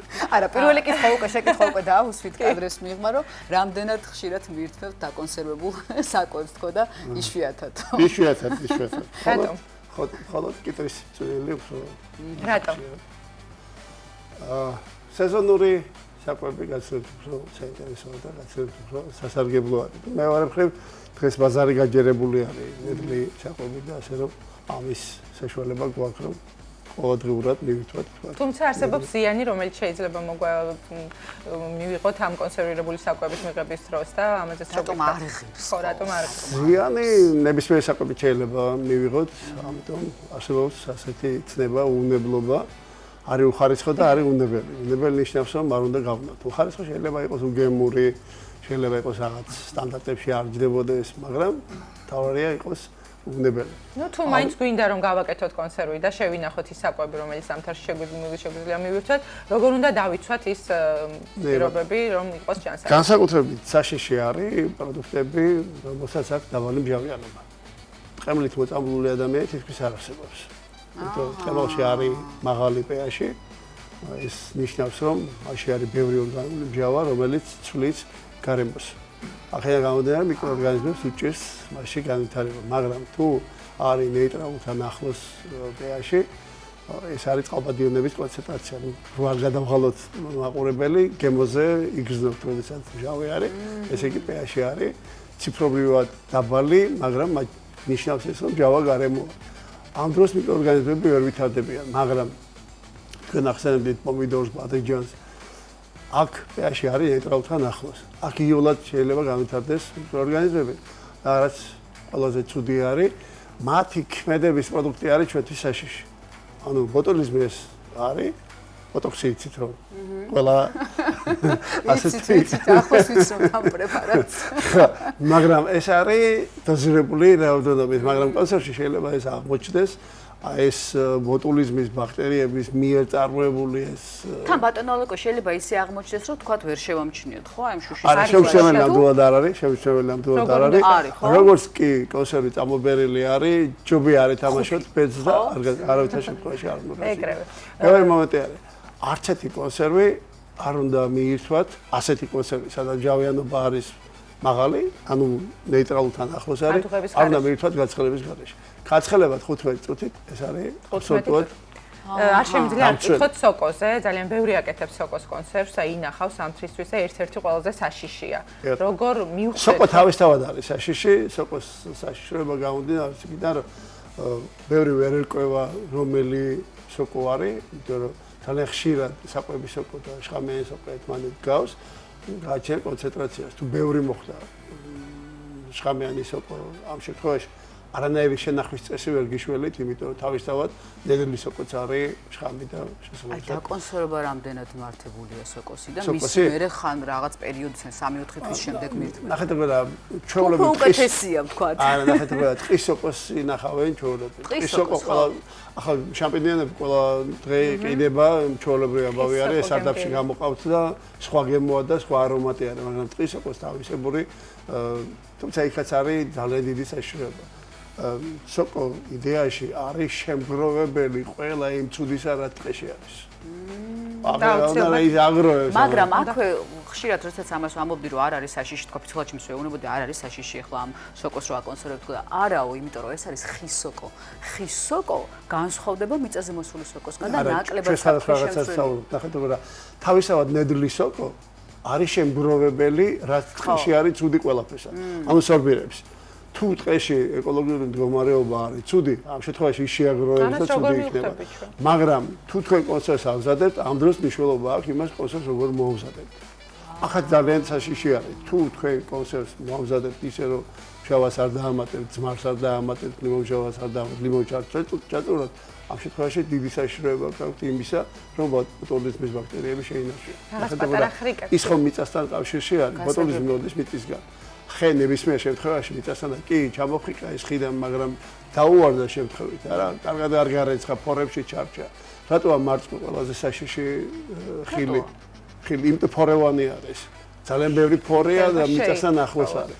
კი ბატონო, ჰიდროპონიკით როცა მოყავთ მარწყვი ამ შემთხვევაში საერთოდ შეხება არ აქვს, მიწასთან წყალზე იზრდება, ცელოფანში არის, სალათების 90% იზრდება წყალზე. არ არის საშიში, მაგრამ გემოვნები სხვა არის. ნიადაგზე მოყვანილი სხვა გემოსი არის და აქედან გამომდინარე მომხმარებელსა და ბიზნესს უწევს, ასე ვთქვათ, რაღაც ზღვარზე სიარული ხარისხსა და უნებლობას შორის. აი მურაბებზე რა სიტყვით ბატონო ალეკო? ღირს საერთოდ მურაბები საერთოდ ნაკლებად საშიში არის, მაგრამ მკვდარი არის. მკვდარია. არაფერი არ არის. შაქარი. დიდი რაოდენობით. შაქარი მაღალი კონცენტრაციით კიდე დღეს ითვლება რომ არ არის ის სასარგებლო რამ, რაც ადრე მიგვაჩნდა რომ და მაშ გამოდის რომელი პროდუქტის დაბინავება სჯობს თქვა სასა. არაფერი ნედლად, ისინი ვინც მიჩვეულობ. ნედლად ჯობია სეზონურად. თქვენ ახსენეთ სეზონური ხილი, სეზონური ბოსტნეული შევინახოთ. ძალიან ბევრი დიასახლისი ბოლო პერიოდში ყინავს იგივე ხილს, ბოსტნეულს, როგორ გავყინოთ რომ იყოს ჯანსაღი? არის თუ არა? ჩვენ მაქსიმალურად ახერხებთ რომ შევინარჩუნოთ. ოღონდ არის ძალიან ბევრი მაგრამ. პირველი მაგრამ არის ის რომ რამდენად სწორად მომამზადეთ ხილი. გავრეცხეთ, ანუ მე ვამზადებ, მოვიტანე ხილი, გავრეცხე, გავაშრე, შემდეგ დავაფასობ და შევყარე მაცივარში. დიდებულია. ძალიან ხშირად ამატებენ ხოლმე, შეიძლება მარტივად დაორთქლოთ. ოღონდ ეს არ ნიშნავს იმას, რომ დაანდაზიანოთ. ანუ ორთქლის ჭაუში მოხდება, ამ შემთხვევაში გარკვეული დეზინფექცია, ოღონდ არ უნდა დაზიანდეს ხილი. იმიტომ რომ თქვენ როცა გამოადნობთ აი ამ ყველაფერს, ამის შემდგომ თქვენ ვერ გარეცხავთ აზრი არ აქვს, იმიტომ ეს გაშლილი. ახლა თელი პრობლემა სახში როცა ყინავთ, თქვენი მაცივარი მინიმალური ტემპერატურა -25-ია, ხო ასე? ეს არის ცუდი ტემპერატურა გაყინიშთვის. სამრეწველო მნიშვნელობით ყოველთვის არის ეგრეთ წოდებული შოკ გაყინა. შოკ გაყინვა იწყება -45-დან. ანუ მოუმატოთ ტემპერატურას დავაკლოთ უფრო სწორად. ნებისმიერ ხილში, ნებისმიერ ბოსტნეულში არის ბევრი წყალი, ხო? წყალი არის უჯრედში. უჯრედი არის დაფარული გარსით. ხო ასე? წყალს აქვს უცნაური თვისება. 4 გრადუსზე წყალი არის 1 ერთეული. ანუ 1 ლიტრი წყალი 4 გრადუსზე არის 1 კილოგრამი. მაგრამ როგორც კი მას გაყინავთ, არა, მისი მოცულობა მატულობს. ამიტომ მემბრანაში ის იზრდება. კიდევ ეს მომენტია.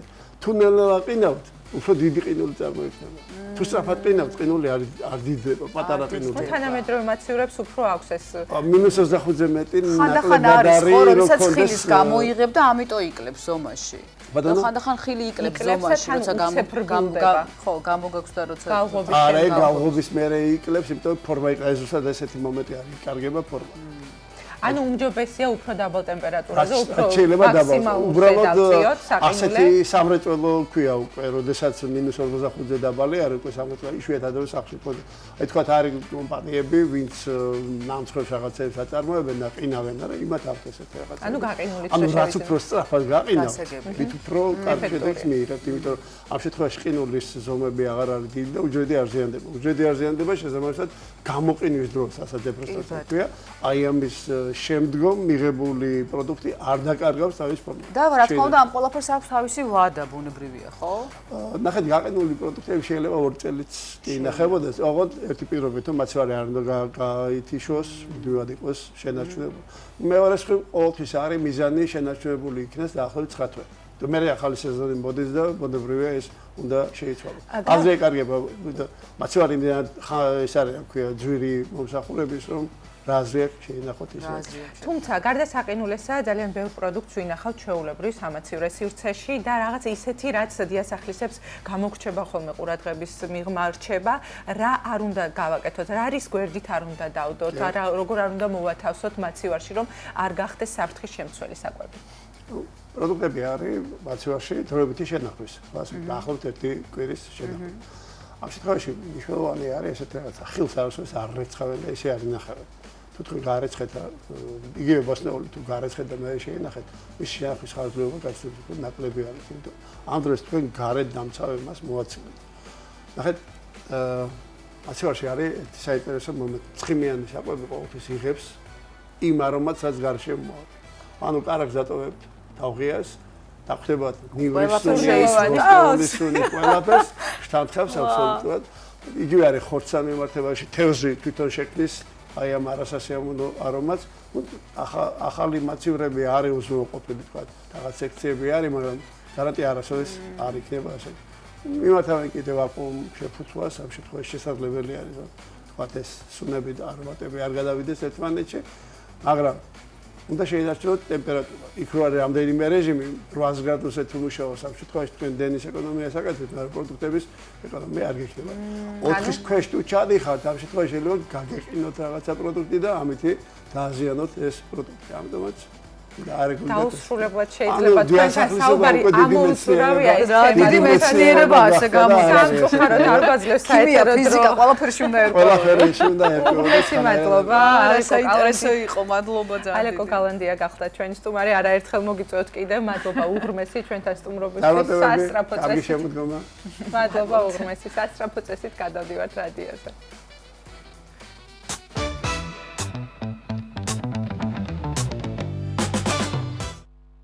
გვერდითი მოვლენების შესახებ დეტალური ინფორმაციის მისაღებად მიმართეთ ექიმს.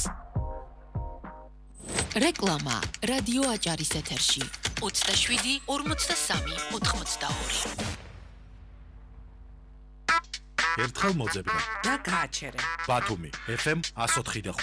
ქობულეთი FM 96 და 1. ქედა FM 106.1. შუახევი FM 106. ხულო FM 104.1. რადიო აჭარა.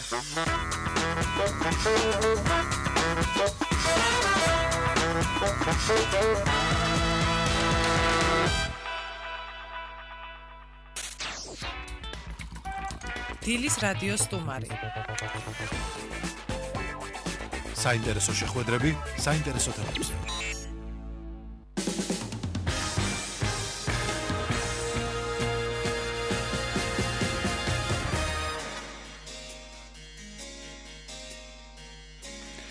პირდაპირ ეთერში ვართ. მოგესალმებით ყველას ძვირფასო რადიო მსმენელებო. ბათუმის სახელმწიფო მუსიკალური ცენტრის კაპელა დღეს მაყურებლის წინაშე გალა კონცერტით წარსდგება.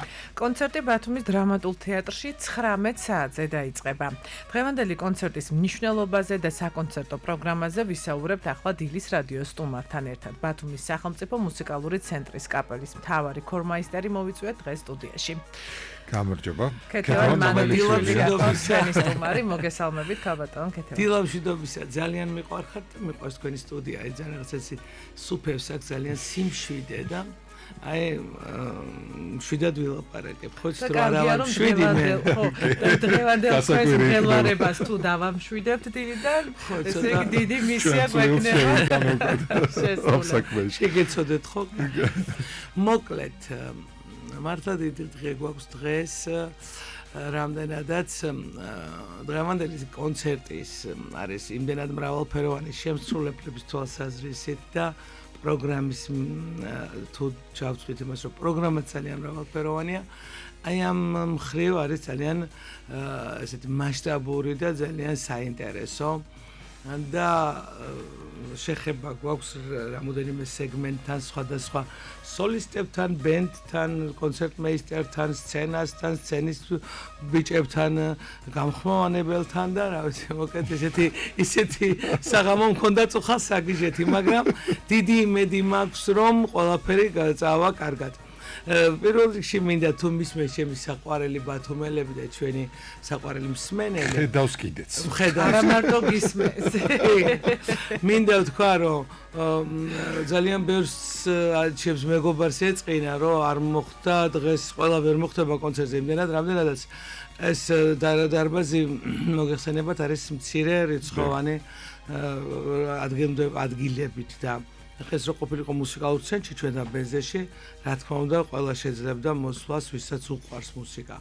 რა თქმა მოხდა ასე, როგორც მოხდა ეს ჩვენი მინდა ვთქვა, რომ ჩვენი კონცერტი დაგეგმილია სამინისტროს ეგიტით პროექტის მიხედვით მუსიკალური ბათუმი 2025 და მოგეხსენებათ, რომ დღეს ჩვენ ამ პროექტს ხურავთ. ესეც ძალიან დიდი პატივია და ქალბატონ ედისო ბოლქვაძე როდესაც შემომთავაზა თუ შემეძლებოდა შეგვეძლებოდა კაპელას ძალკე ასეთი კონცერტის მიცემა ეს რამდენიმე თვის წინ იყო აპრილის ბოლოს მაისის დასაწყისში სიხარულით შევხვდი ამ ამბავს და მე ვიცოდი იმიტომ რომ ჩვენ არერთხელ გქონია ასეთი კონცერტები ახლა ჩემი ოქროს ხმიანი ბიჭი დამეთანხმება და კარგადაც გაგვირთავავს თავი ამ კონცერტებს და სოლო კონცერტია. კი ბატონო, სოლო კონცერტია და ასეთ გასართო პროგრამაზე, მაგრამ მე ჩამოყალიბდით ჩვენი იმაზე, რომ მსმენელისთვის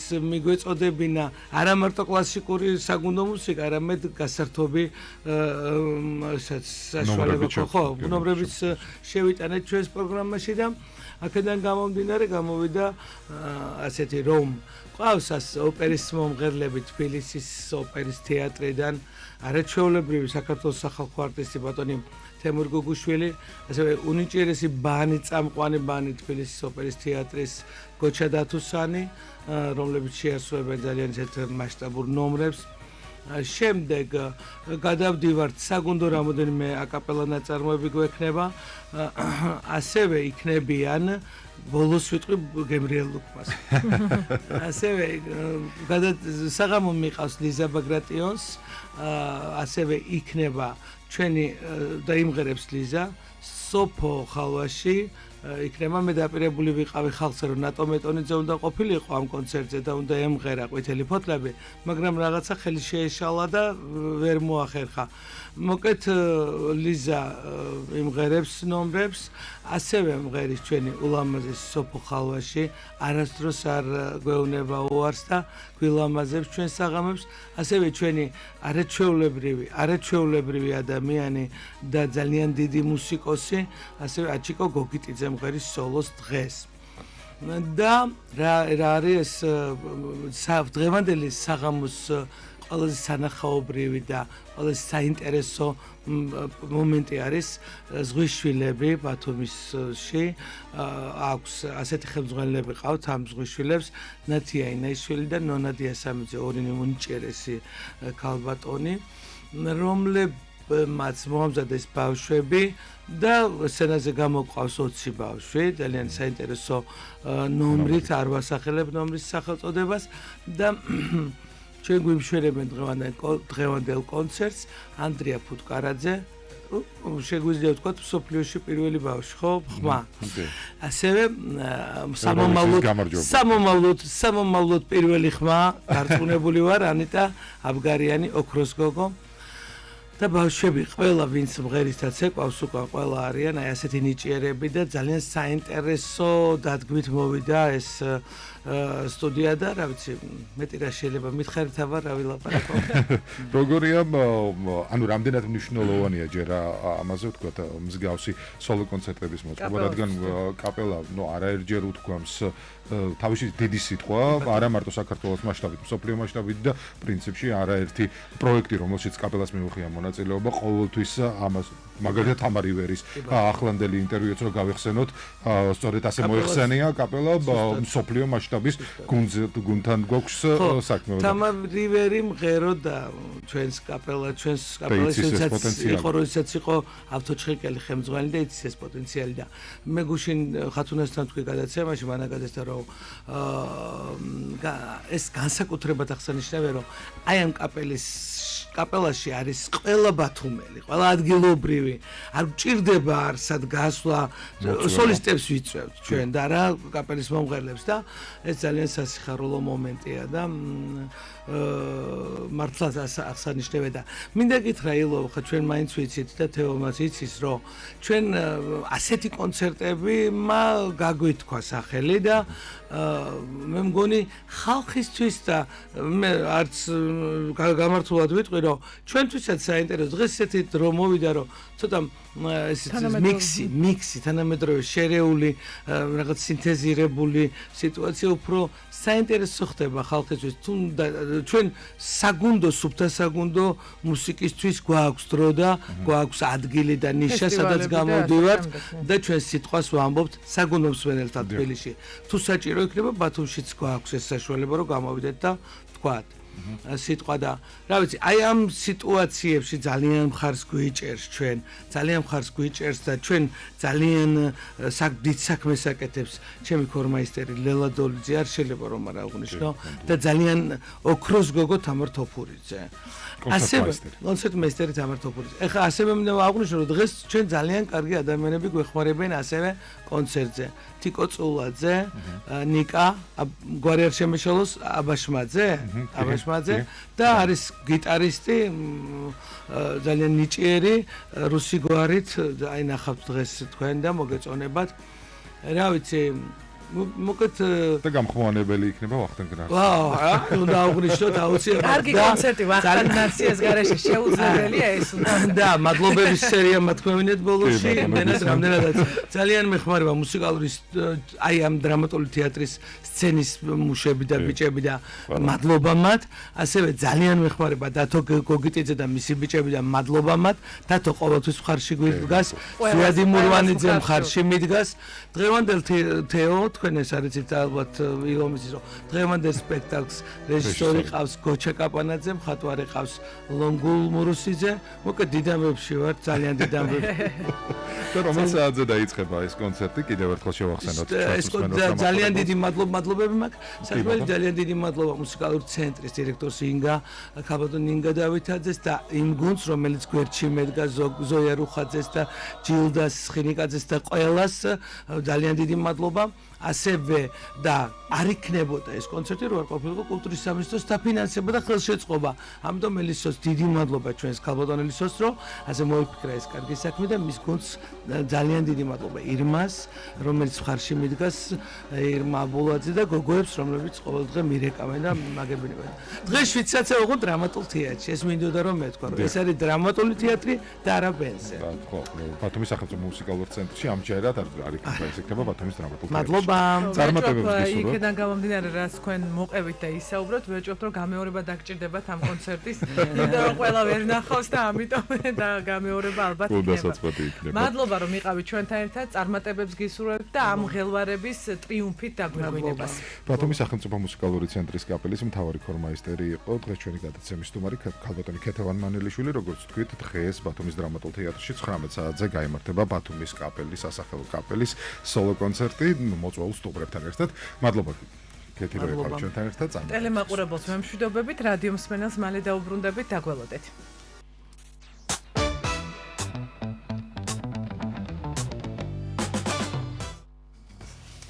ესეც ასე ძალიან საინტერესო სტუმარი ყავდათ და დღეს აუცილებლად უნდა დავესწროთ ამ საინტერესო კონცერტს. ვაგრძელებთ ასევე კარგი თემით, საფრანგეთიდან ჩამოტანილი ხის 8 კილოგრამიანი ჩოგანი და ოლღა ბებიას ნაქონი ჩემოდანი. მე-20 საუკუნის ზინგერის საკერავი მანქანა ქოლგები ბებიასა და შვილიშვილისთვის.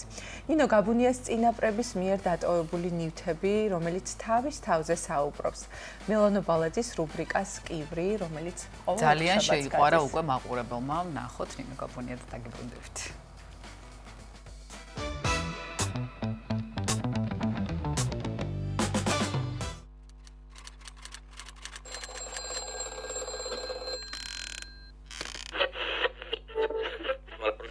თითოეული ნივთი, რომელსაც ადამიანი ინახავს, მისი ცხოვრების პატარა მუზეუმია.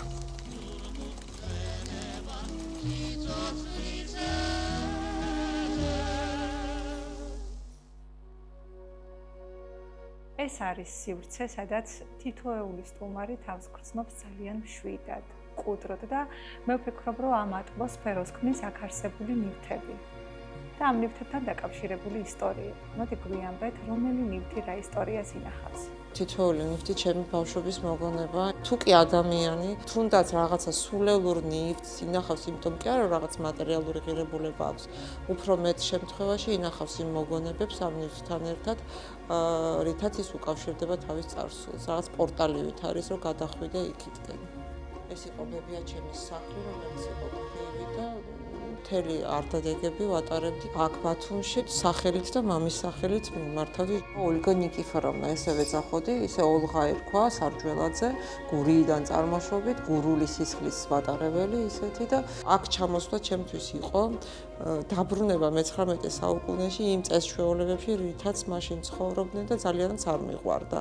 თურმე ამას მქონია პოზიტიური გავლენა და სულ ვიძახი, რომ თუ კი ჩემში რამე არის ესთეთიური და კულტურული, ეს არის ბებიის და მამის მხარის გავლენა, რომელმაც გარკვეულწილად მოახდინა ფორმირება იმ პიროვნებად, რა პიროვნებათაც ფორმირდი საბოლოო ჯამში.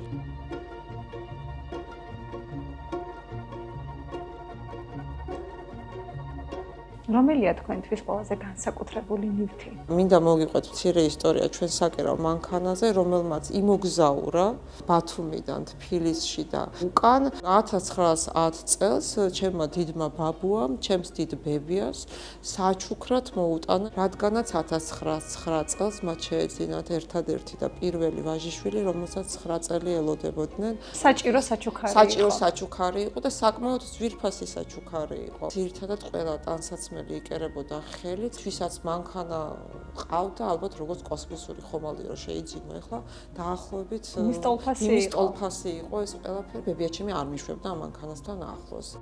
ბებია ჩემი რომ ცოცხალი აღარ იყო და ბათუმში ჩამოვედით დასასვენებლად, დედა ჩემმა ამოახრიგინა იმ ჩაკეტილი ოთახი და ოთახში იყო ჩაკეტილი, რომელიც გასაღები მხოლოდ ბებიას ჰქონდა და იმ ოთახში არ ვიცი რა ინახებოდა. მოვძებნე მომენტი, როდესაც არავინ არ იყო სახლში. გამოვიღე თეთრი ნაჭერი, გაახსენი ეს ყუთი, ვიპოვე მაკრატელი, ვაივაგლახით დავჭერი ეს ნაჭერი რაღაცა და ქვედა ბოლო უნდა შემეკერა. მივაკერე ქვემო, ჭუაზე არა ვარ, მანქანის ხმარება არ ვიცი, თეორიულადაც არ ვიცი. კერავ ამ ჩემს იმას შემოქმედებით შედევრს და ნუ რავი როგორ გითხრათ, აი ესე იყო რა. ანუ აქედან რომ დავიწყე კერვა, აქ ვერ დავამთხვიე და ნაჭრები 10 თენაში იყო და ესეთი მოგვერდილი ვერსია. ისეთი ბედნიერი ვიყავი, იმის მერე დავიწყე კერვა. დღესაც მუშაობს, არაჩვეულებრივად კერავს, ზედ აქვს ბებია ჩემის ხელით მიკერილი ნაჭერი, რომელზეც ნემსებს და ქინძის თავებს ამაგრებდა, ეს ნაჭერი მახსოვს, იმიტომ რომ ამ ნაჭრისგან მქონდა შეკერილი საზაფხულო კაბა.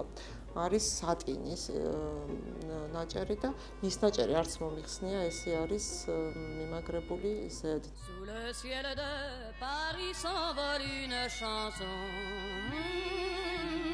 მე და ბებია დავდიოდით ზღვაზე, მას შემდეგ რაც მზე მიეფარებოდა ჰორიზონტს, რახან მისი გაგებით ქალს არ უნდა დაკრას მზემ და კანი უნდა ქონდეს თეთრი აუცილებლად. აი ეს ქოლგები ის ქვრივი იყო და მიქონდა შავი ქოლგა, ჩემთვის ქონდა ეს ყვითელი ქოლგა. ყველგან დავდიოდით ქოლგით, მათ შორის ბაზარში. ალბათ მაშინ ვერ იტანდით ამ ნივთს, მაგრამ ეხლა რასთან ერთი სული მქონდა დამეხია, იმიტომ რომ ეს არის ქაღალდის. ამაზე უარესი ქოლგა ქონდა ერთი, ის უბრალოდ ძალიან დიდი იყო და მძიმე და ვერ ვიჭერდი. თორე თავიდან იმას მაძლევდა, ის იყო გასანთლული ნაჭერი, ხის ტარით, ძველებური ძალიან, არ ვიცი, საუკუნის დასაწყისიც მე-20-ში ალბათ წარმოებული. უზარმაზარი რო გაშლიდი, ალბათ 2 მეტრი იყო გაშლაში. მიან სივრცეს იკავებდა. უბრალოდ ძალიან მძიმე იყო და იმას ხელში ვერ ვიჭერდი. მე და ბებია ვიყავით ერთნაირები. ის რასაც ბებია იკერავდა მკერავთან, იმ ნაჭრის და იგივე ვერსია, რომელიც მე არ მომწონდა, პენსიონერული მიკერავდა ზუსტად იგივეს მე და სულ იცახოდი 3 ლიტრიანი და 9 ლიტრიანი ბანკასავით ვიყავით მეთქი. რაც იყო ბებია, ის ვიყავი მე. რაც იმას ეცვა, მეცვა მე გარდა ლაკის ტუფლებისა, რომელიც ძალიან მინდოდა და არ მიკერავდა და თვითონ იკერავდა. ის ჩემოდნები რას ინახავს? აბა ესეც გითხარით. მან არის ერთი პატარა ჩემოდანი, რომელიც წარმოადგენს ჩემი ოცნების წყაროს და გეტყვით რატომ. ბებია თუ სადმე მიდიოდა აუცილებლად ჩემოდნით. და ეს პატარა ჩემოდანი იყო მისი და მთელი ცხოვრება ვეხვეწებოდი რომ ეჩუქებინა ეს ჩემოდანი, იმიტომ რომ ძალიან მინდოდა რომ მეთამაშა ამ ჩემოდნით. ესე იგი ბებიას ნივთებით თამაში გიყვარდათ, ესე ძალიან რა თქმა უნდა. ეს ჩემი საოცნებო ჩემოდანი იდო ისევ იმ ბნელ ოთახში, სადაც ამიშვებდნენ ხოლმე არასოდეს და ბებია ჩემს სადმე მიემგზავრებოდა ის ლამაზად ჩაალაგებდა შიგნით. მოკლედ დარჩა ეს ჩემოდანი ბავშვების ოცნებად და მხოლოდ მას შემდეგ რაც ბებია ჩემს სამწუხაროდ გარდაიცვალა, მე რომ 6 კლასში ვიყავ. ჩემოდანი დარჩა და იყო არავისი. თამაში აღარ მინდოდა ჩემოდნით. პატარაა ძალიან, კი ხედავთ როგორი ზომის არის და სადმე სატარებლათაც უფუნქციო იყო. ეხლა ამ ჩემოდანში ვინახავ ბებიას ფოტოებს. შიგნით რო გახსნით ნაჭრის სარჩულია. ეს მე ვარ სხვათა შორის და ეს მამიდა ჩემია. აგერ ხო გითხარი? ეს სპეციალურად დადგმული ფოტო არის. ხალათი. მე და ბებია. ვფიქრობ, რომ ერთხელ ვამოგზაურო უნდა ეს ჩემოდანი და ვამოგზაურო პარიზში, იმიტომ რომ ბაბუა ჩემი იქ ცხოვრობდა და იქიდან აქვს ჩამოტანილი ეს პატარა ჩემოდანი.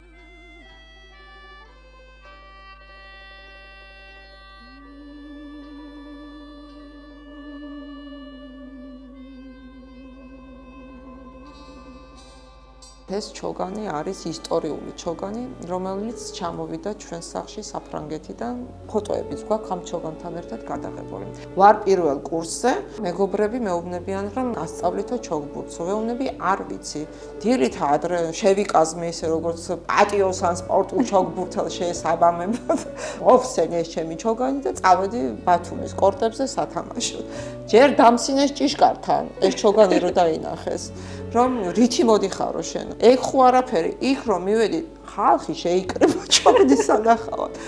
დირექტორიც გამოვიდა, რა ჩოგდით ახარ მოსული, რა საათი შოვე, რა არის ესა?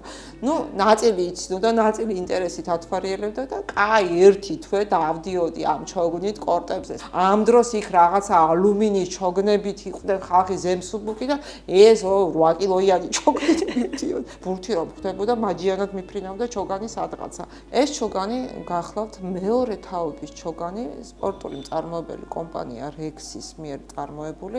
დამზადებულია მთლიანად ხისგან, ზუას რასაც ეძახიან, არის საქონლის ნაწლავებისგან, მისი მდგრადობა არის საკმაოდ მაღალი. მე როგორც ნივთს არ ვუყურებ, ჩემთვის ეს სულიერი არსება არის, რომელსაც აქვს ენერგეტიკა აქვს თავისი ისტორია, თავისი ცხოვრება აქვს გავლილი, მოვიდა იმ დრომდე, რა დროსაც მასზე შეიძლება ილაპარაკო. თქვენ რასაც ხედავთ, ეს არის ზღვაში წვეთი იმ არტეფაქტებთან შედარებით, რასაც ჩვენი ოჯახი ინახავს და შენახული მაქვს, ეს არის ხელნაწერი წერილები, დოკუმენტები, ნივთები, სხვადასხვა. აქ არის ნივთები, რომლებიც თავის თავზე საუბრობენ და ამ სახლს ღირებულება იმაში აქვს, რომ თავის ისტორიას თვითონ გიყვება და ინახავს. არაფერს არ ვკიდებ ხელს საერთოდ, რომ რაღაცა განვაახლო, ან შევცვალო, ან გავათანამედროვო. ეს მის ღირებულებას აბსოლუტურად წაშლის და დაკარგავს.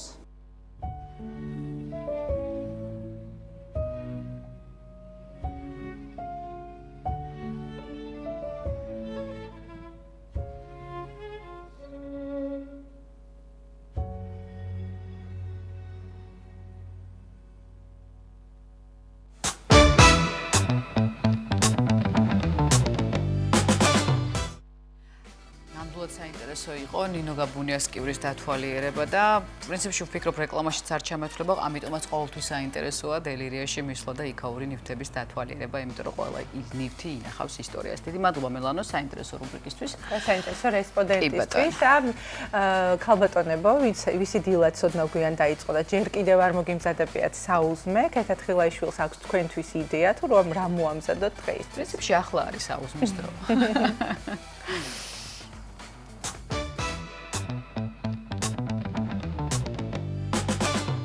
გამარჯობა, მე ვარ ქეთა თხილაიშვილი. დღეს მე ვიმზადებ უნივერეს ატმის ფენკეიქებს, ძალიან მარტივად მზადდება. დღევანდელი ჩვენი ფენკეიქებისთვის აღჭირდება, რა თქმა უნდა, ატამი, რომელიც არის კარგად გარეცხილი, აქვს კანი, არ გამითლია. ასევე დაგჭირდება გამომხვიერებელი, შაქარი, 1 ცალი კვერცხი, თაფლი, იოგურტი, ბერძნული იოგურტი ოღონდ უცხიმო და სიტყვას გარეშე და ასევე დაგჭირდება ფქვილი და ზეითუნის ზეთიც. პირველ რიგში გადავდოთ ცოტა ხანი ეს ჯამი აქით. გადმოვიღოთ ატამი და ჩვეულებრივად ატამი დავჭრათ, ოდნავ დავაქუცმაცოთ და გადავიტანოთ ბლენდერში.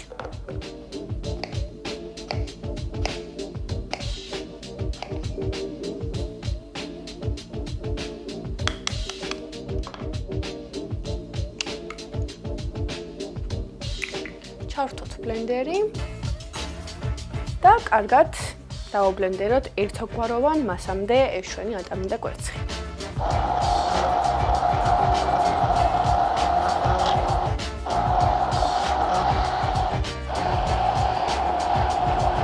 ესეც მივიღეთ ერთგვაროვანი მასა, არც თხელი და არც ძალიან სქელი. გადმოვიტანოთ ჯამი. ჩავასხათ ეს მასა ჯამში.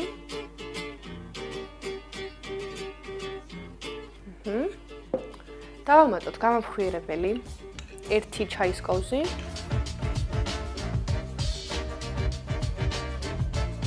დავუმატოთ დაახლოებით 2 სუფრის კოვზი ან 3 სუფრის კოვზი ფქვილი.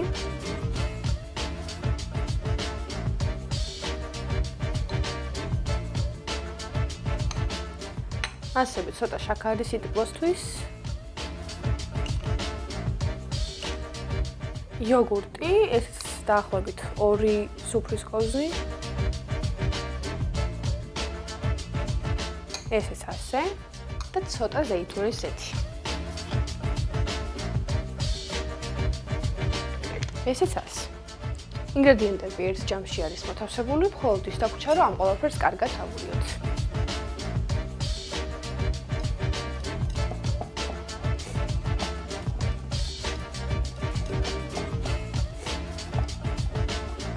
ესეც ასე, ნახეთ როგორი მასა მივიღეთ. ოდნავ სქელია. ახლა შეგვიძლია გადავინაცვლოთ გასკურასთან, რომ გავაკეთოთ ჩვენი ფენკეიქები და შემდეგ გემრიელად დავაგებოთ.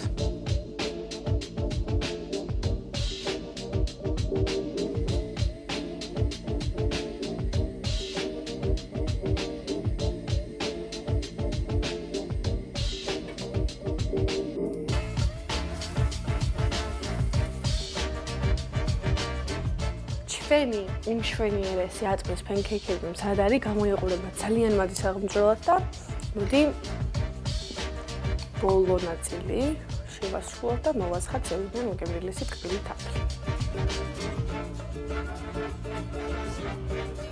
გმრიელისად გამოიყურება და ერთი სული მაგ დავაგებინო ეხლა თქვენთან ერთად. თან არის ძალიან ფაფუკი და რბილი.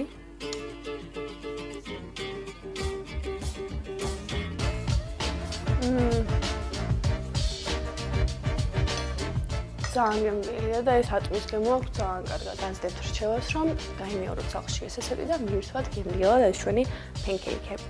მე კი მომდევნო რუბრიკაზე დაგემშვიდობებით კეთილი სურვილებით ნახვამდის.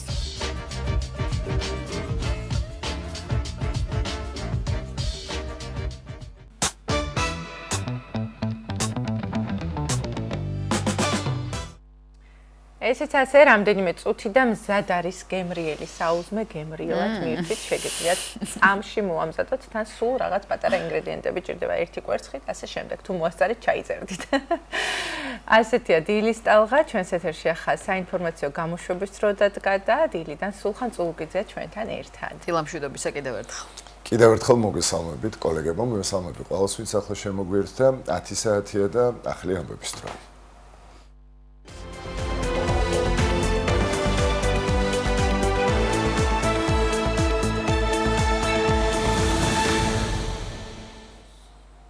ბიძინა ივანიშვილი ქართული ოცნების ხელისუფლებაში მოსვლიდან 13 წლის თავთან დაკავშირებით განცხადებას ავრცელებს. იგი ქართული ოცნების ხელისუფლებაში მოსვლას დამოუკიდებელი საქართველოს ისტორიაში ყველაზე მნიშვნელოვან გამარჯვებას უწოდებს.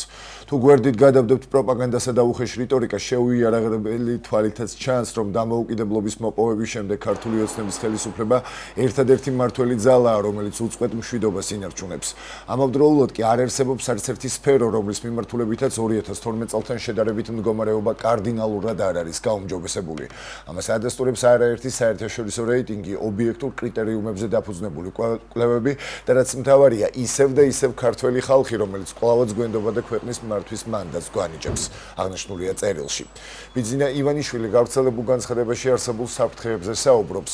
გარე გამოწვევების რეგიონში მიმდინარე დამანგრეველი ომების ფონზე ჩვენ სუვერენიტეტზე თავდასხმები უფრო და უფრო ხშირდება და კიდევ უფრო მძაფრი ხდება, თუმცა კონკრეტულ ძალებს უწევთ, რომ ეს არა შიდა მტრების, როგორც ამას წლების მანძილზე აკეთებდნენ, არამედ გარე მტრების ხელით გააკეთონ. ამ ფონზე ქვეყნის შიგნით მოქმედი მათი დასაყრდენი აგენტები, რომლებიც ოპოზიციურ პარტიებსა და ეგრეთ წოდებულ არასამთავრობო სექტორში უხვად არიან გაბნეულები, ერთი შეხედვით დასუსტდნენ, თუმცა კარგად უნდა გვესმოდეს, რა ძალებით ცდილობენ ჩვენი ქვეყნის საკუთარი ინტერესებისთვის დაქვემდებარებას, წერს ივანიშვილი. განცხადებაში ქართული ოცნების საპატიო თავმჯდომარე 4 ოქტომბრის არჩევნებზე აკეთებს აქცენტს და ამობჩევლებს არჩევნებზე მისვლისა და მხარდაჭერისკენ მოუწოდებს.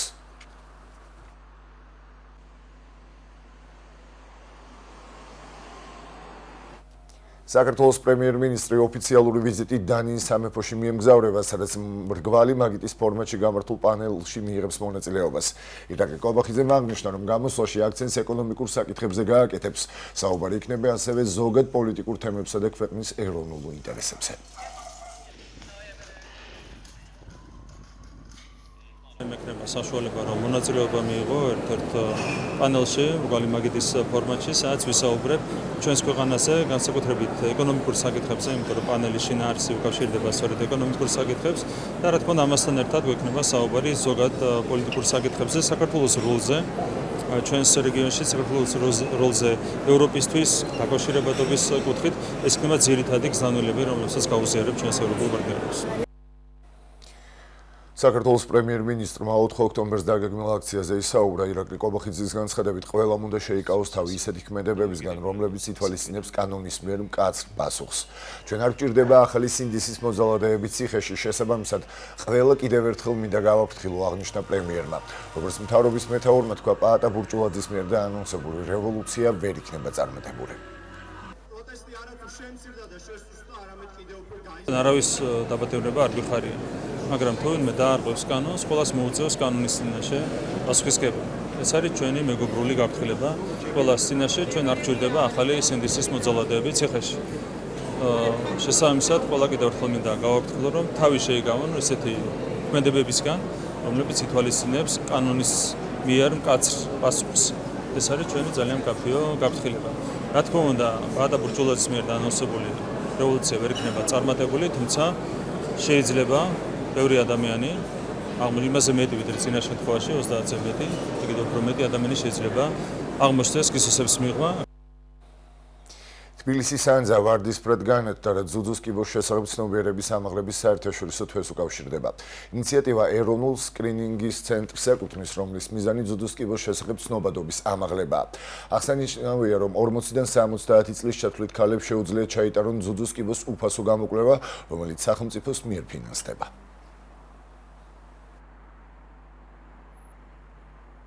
ეროვნული სკრინინგ ცენტრი უერთდება ძუძუს კიბოს შესახებ ცნობიერების ამაღლების საერთაშორისო კამპანიას და თბილისის სატელევიზიო ანძას ვარდისფრად ანათებს. გამოხატავს მხარდაჭერას პაციენტების მიმართ, მეორეს მხრივ ჩვენს მზადყოფნას, ეროვნული სკრინინგ ცენტრის მზადყოფნას მივაწოდოთ მოსახლეობას მაღალხარისხიანი სკრინინგული სერვისები. თბილისის საკრებულო რამდენიმე წელია ჩართულია საინფორმაციო კამპანიაში. მნიშვნელოვანია მოქალაქეებმა იცოდნენ, რომ ძუძუს კიბოს სკრინინგის პროგრამები სრულად ფინანსდება სახელმწიფოს მიერ და უფასოა მოქალაქეებისთვის.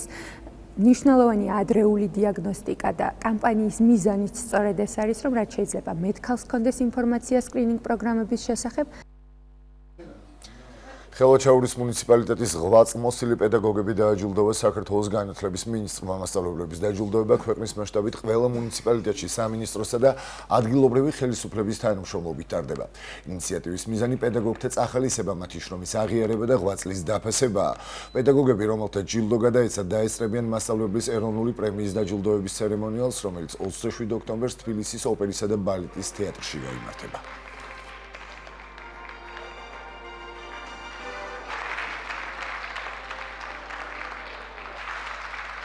დავაჯილდოვეთ 5 ღვაწლმოსილი პედაგოგი ხელვაჩაურის და ამით კიდევ ერთხელ ამოვხატეთ ის განსაკუთრებული დამოკიდებულება, რომელსაც ეს 5 ადამიანი ისევ როგორც ნებისმიერი პედაგოგი იმსახურებს.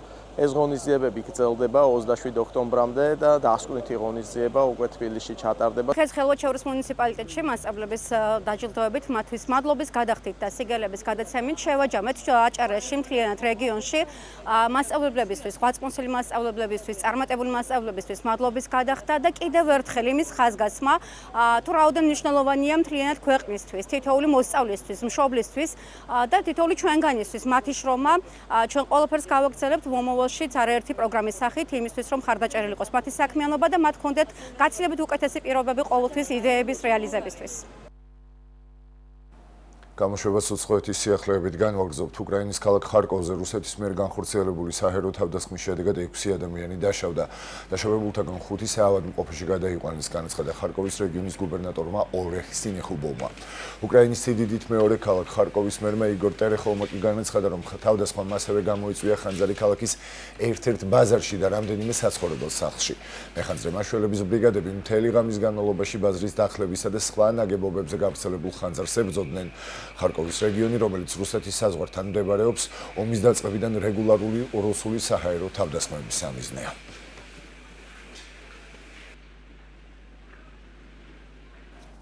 დიდი ბრიტანეთის პრინცესა ანა გარდაცვლილი დედოფალის ელისაბედის ერთადერთი ქალიშვილი უკრაინას ეწვია, რათა ომის შედეგად დაზარალებული ბავშვებისა და ოჯახებისადმი სოლიდარობა გამოეხატა. განცხადებას ბუკინგემის სასახლე ავრცელებს.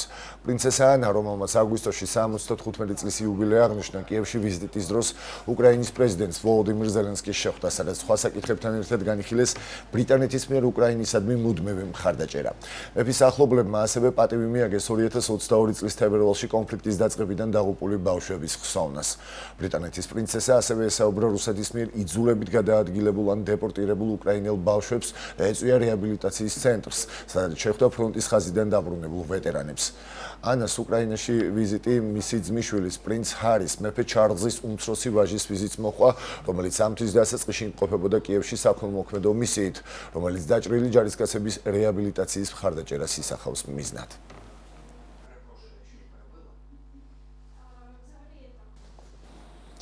ადენის ყურეში ნიდერლანდების დროშის ქვეშ მცურავ გემზე სამაშველო ოპერაცია ევროკავშირის საზღვაო მისიამ ჩაატარა, რომელიც წითელ ზღვაში საერთაშორისო საზღვაო მარშრუტებზე ჰუსიტების თავდასხმების საპასუხოდ დაიწყო. იემენელმა ჰუსიტებმა ნიდერლანდების დროშის ქვეშ მცურავ სატვირთო გემზე თავდასხმაზე პასუხისმგებლობა აიღეს. ვიდეო X-ზე გავრცელდა. თანდართულ განცხადებაში ნათქვამია, რომ გემზე სამზებრო სამაშველო ოპერაცია წარმატებით დასრულდა. ირანის მოკავშირე ჰუსიტებმა 2023 წლიდან წითელ ზღვაში გემებზე არაერთი თავდასხმა განახორციელეს განახორციელეს, რომელთა სამიზნეც ისრაელთან დაკავშირებული გემები წარმოადგენენ, რითაც ისინი ღაზაში ისრაელის ომის გამო პალესტინელებისადმი სოლიდარობას გამოხატავენ. ჰუსიტების სამხედრო წარმომადგენელმა განაცხადა, რომ ორშაბათის თავდასხმა ფრთოსანი რაკეტით განხორციელდა.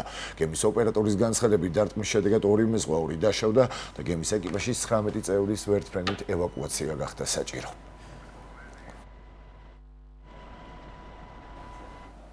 ცენტრალურ ფილიპინებში მომხდარი 6.9 მაგნიტუდის მიწისძვრის შედეგად დაღუპულთა რიცხვი 69-მდე გაიზარდა, განაცხადა კატასტროფების მართვის სამსახურის წარმომადგენელმა, მას შემდეგ რაც მთავრობამ საგანგებო სამსახურების მობილიზება მოახდინა დაღუპულების მოსაზებნად და ელექტროენერგიისა და წყლის მიწოდების აღსადგენად.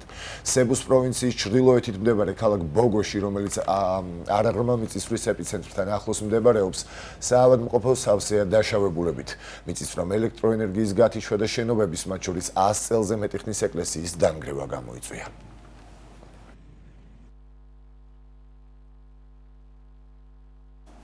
ბათუმის ილია ჭავჭავაძის სახელობის მუზეუმში ილია ჭავჭავაძის საგურამო სახელმწიფო მუზეუმიდან ჩამოტანილი ექსპონატების გამოფენა გაიხსნა. წარმოდგენილია წერილების შესანახი მაგიდა სამელნე, ილიას ნაქონი, ჯოხსკამი, ხელჯოხი, ასევე გურამიშვილების საგვარეულო მუზარადი და სხვა ექსპონატები, რომელთა საშუალებით დამთვალიერებელს საშუალება აქვს უკეთ გაეცნოს ილია ჭავჭავაძის ცხოვრების მნიშვნელოვან მომენტებსა და მის მრავალმხრივ მოღვაწეობას. გამოფენა სამთვიანია და 2 მუზეუმს შორის თანამშრომლობის ფარგლებში იმართება. ღონისძიება ასევე მოიცავს ლექციათა ციკლს საუბრები ილიაზე, რომელიც ხვალდაზეგ მოსწავლეებსა და მასწავლებლებისთვის უნდა გაიმართოს. საუბარი კი შეეხება ილიას როლს ქართული სახელმწიფოებრიობის, განათლებისა და სამოქალაქო თვითშეგნების ფორმირებაში.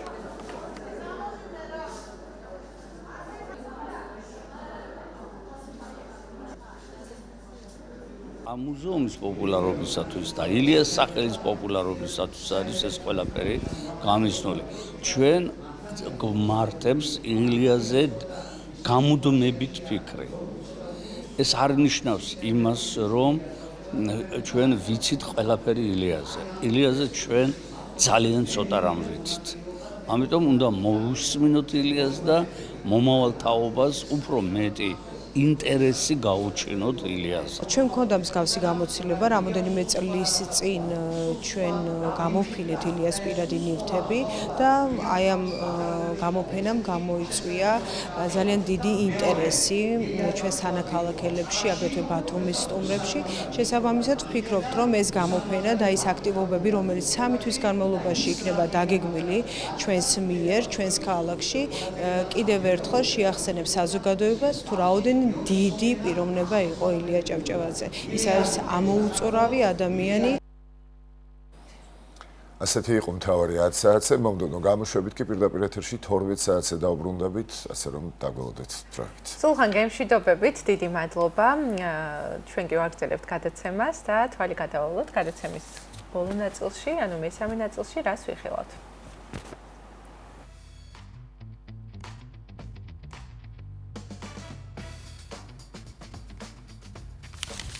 საზოგადოება ქართულმა ლადო ასათიანის სახელობის პრემიის 2025 წლის გამარჯვებულები დაასახელა. სტუდიაში პრემიის ერთ-ერთ გამარჯვებულთან ერთად დავბრუნდებით და მის შემოქმედებაზე, წარმატებასა და მომავალ გეგმებზე ვისაუბრებთ.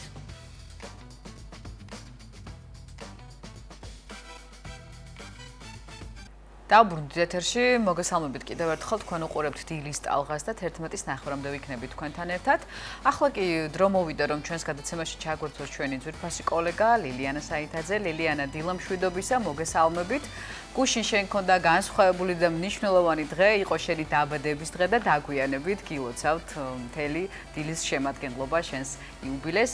იყავი კარგად, მედგრად და რაც ყველაზე მთავარია, ბედნიერად. წარმატებები, წინსვლა და ბედნიერება, რა თქმა უნდა, უერთდები ამ ილოცვას მთელი დილის ტალღის გუნდის სახელით, ლილიანა.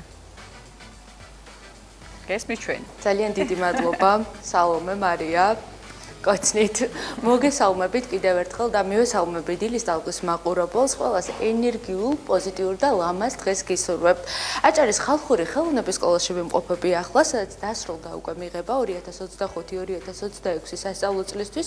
დაიწყო ახალი სასწავლო წელი, რაც იმას ნიშნავს, რომ მოსწავლეები უკვე აქტიურად შეისწავლიან და იცნობიან ჩვენი ქვეყნის უდიდეს საგანძურს, რაც გახლავთ ქართული ფოლკლორი და ხელოვნება და სწორედ ამ საგანძურის შესწავლას და დაცვას ემსახურება აჭარის ხალხური ხელოვნების სკოლა, სადაც ახლა ვიმყოფებით.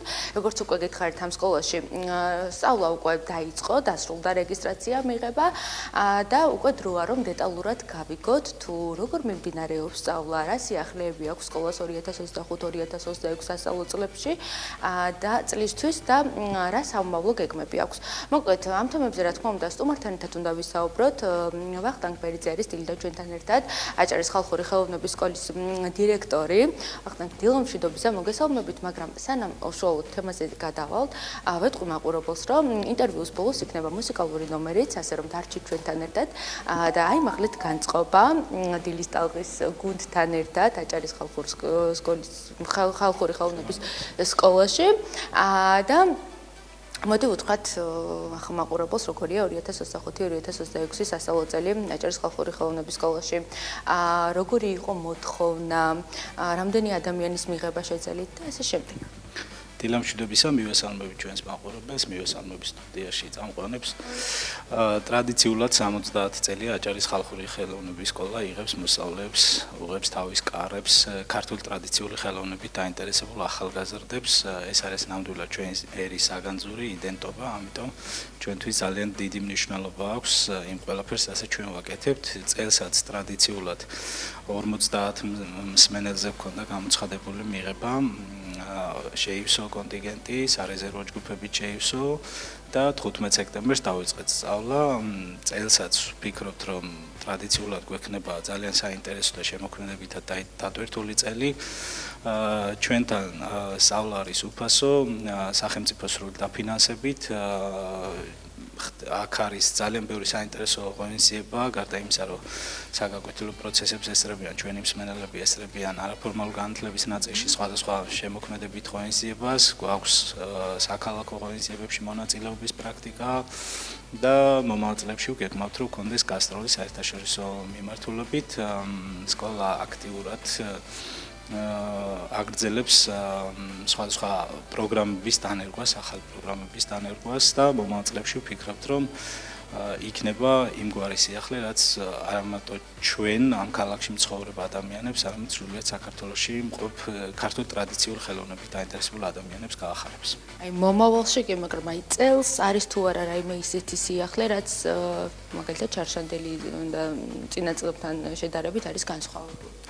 კი, ერთი ასეთი პროგრამა გვაქვს პროფესიული, ეს არის მუსიკის რეპეტიტორი, რომელიც არის 5 თვიანი. წელსაც აი სადღაც მიმდინარე კვირის დასრულების დროს ჩვენ გავიგებთ დაფინანსების საკითხებს და გამოვაცხადებთ 8 პროფესიულ პროგრამაზე მიღებას. სკოლაში არის მრავალფეროვანი პროგრამები, სხვადასხვა სეგმენტს მოიცავს, სხვადასხვა ინტერესს მოიცავს. სასკოლო და პროფესიული პროგრამები არის გათვლილი იმ ინტერესებზე, რაც ჭირდება აჭარის რეგიონს საკადრო რესურსის მომზადებით.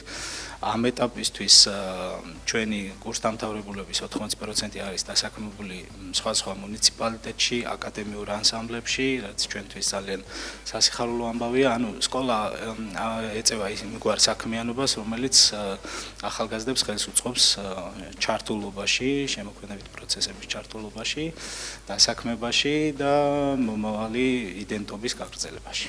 საინტერესოა წელს რომელი იყო ყველაზე მოთხოვნადი პროგრამა?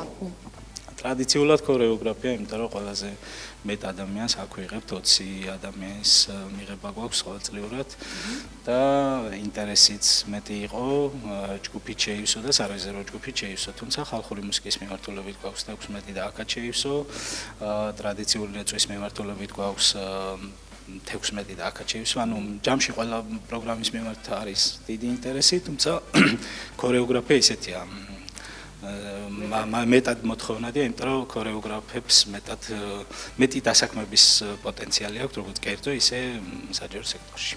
და ალბათ ახლა შედან მაყურებლები გვიყურებენ და ფიქრობენ, რომ მათაც აქვთ სურვილი სამომავლოდ, რომ ჩაერთონ სკოლაში ისწავლონ თვითონაც და წელს თუ ექნებათ ამის შესაძლებლობა, გამოცხადდება თუ არა დამატებითი მიღებები სკოლაში საინტერესო?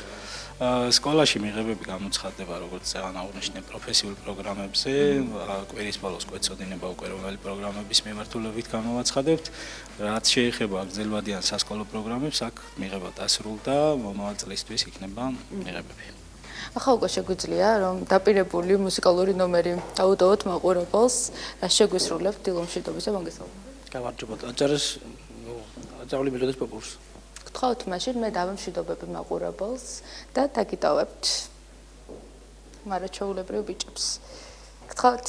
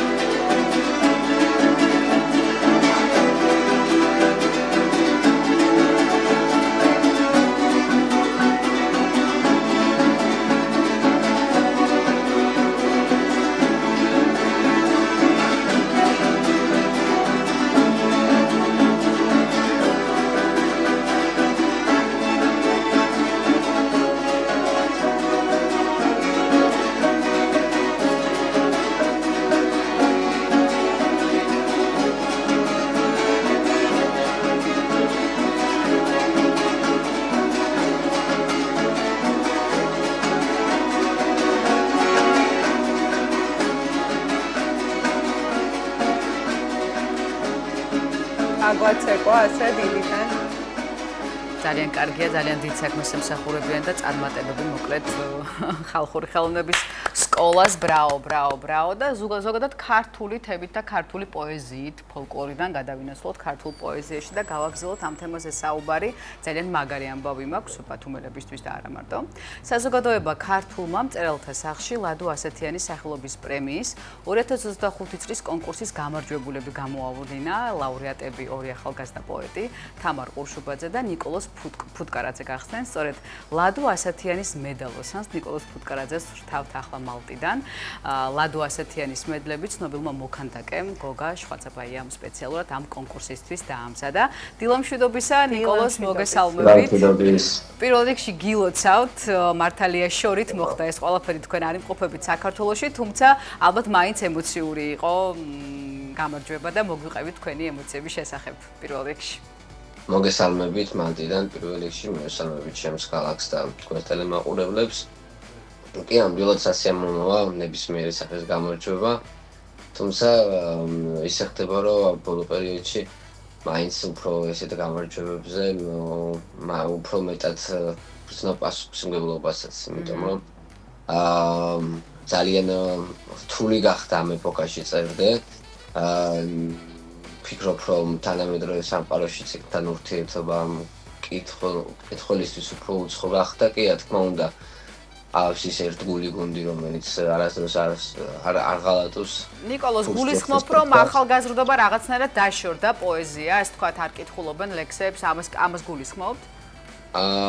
ფიქრობ რომ ხოლმე ახალგაზრდობა არა, ზოგადად სამყარო შეიცვალა, ეს ძალიან ბუნებრივი მოვლენა არის და დღეს უფრო სხვა კონტენტი და სხვა მიმართულებები არის პოპულარული, თუმცა ამაში არაფერი არ არის ესე ვთქვათ უცხო და ახალი.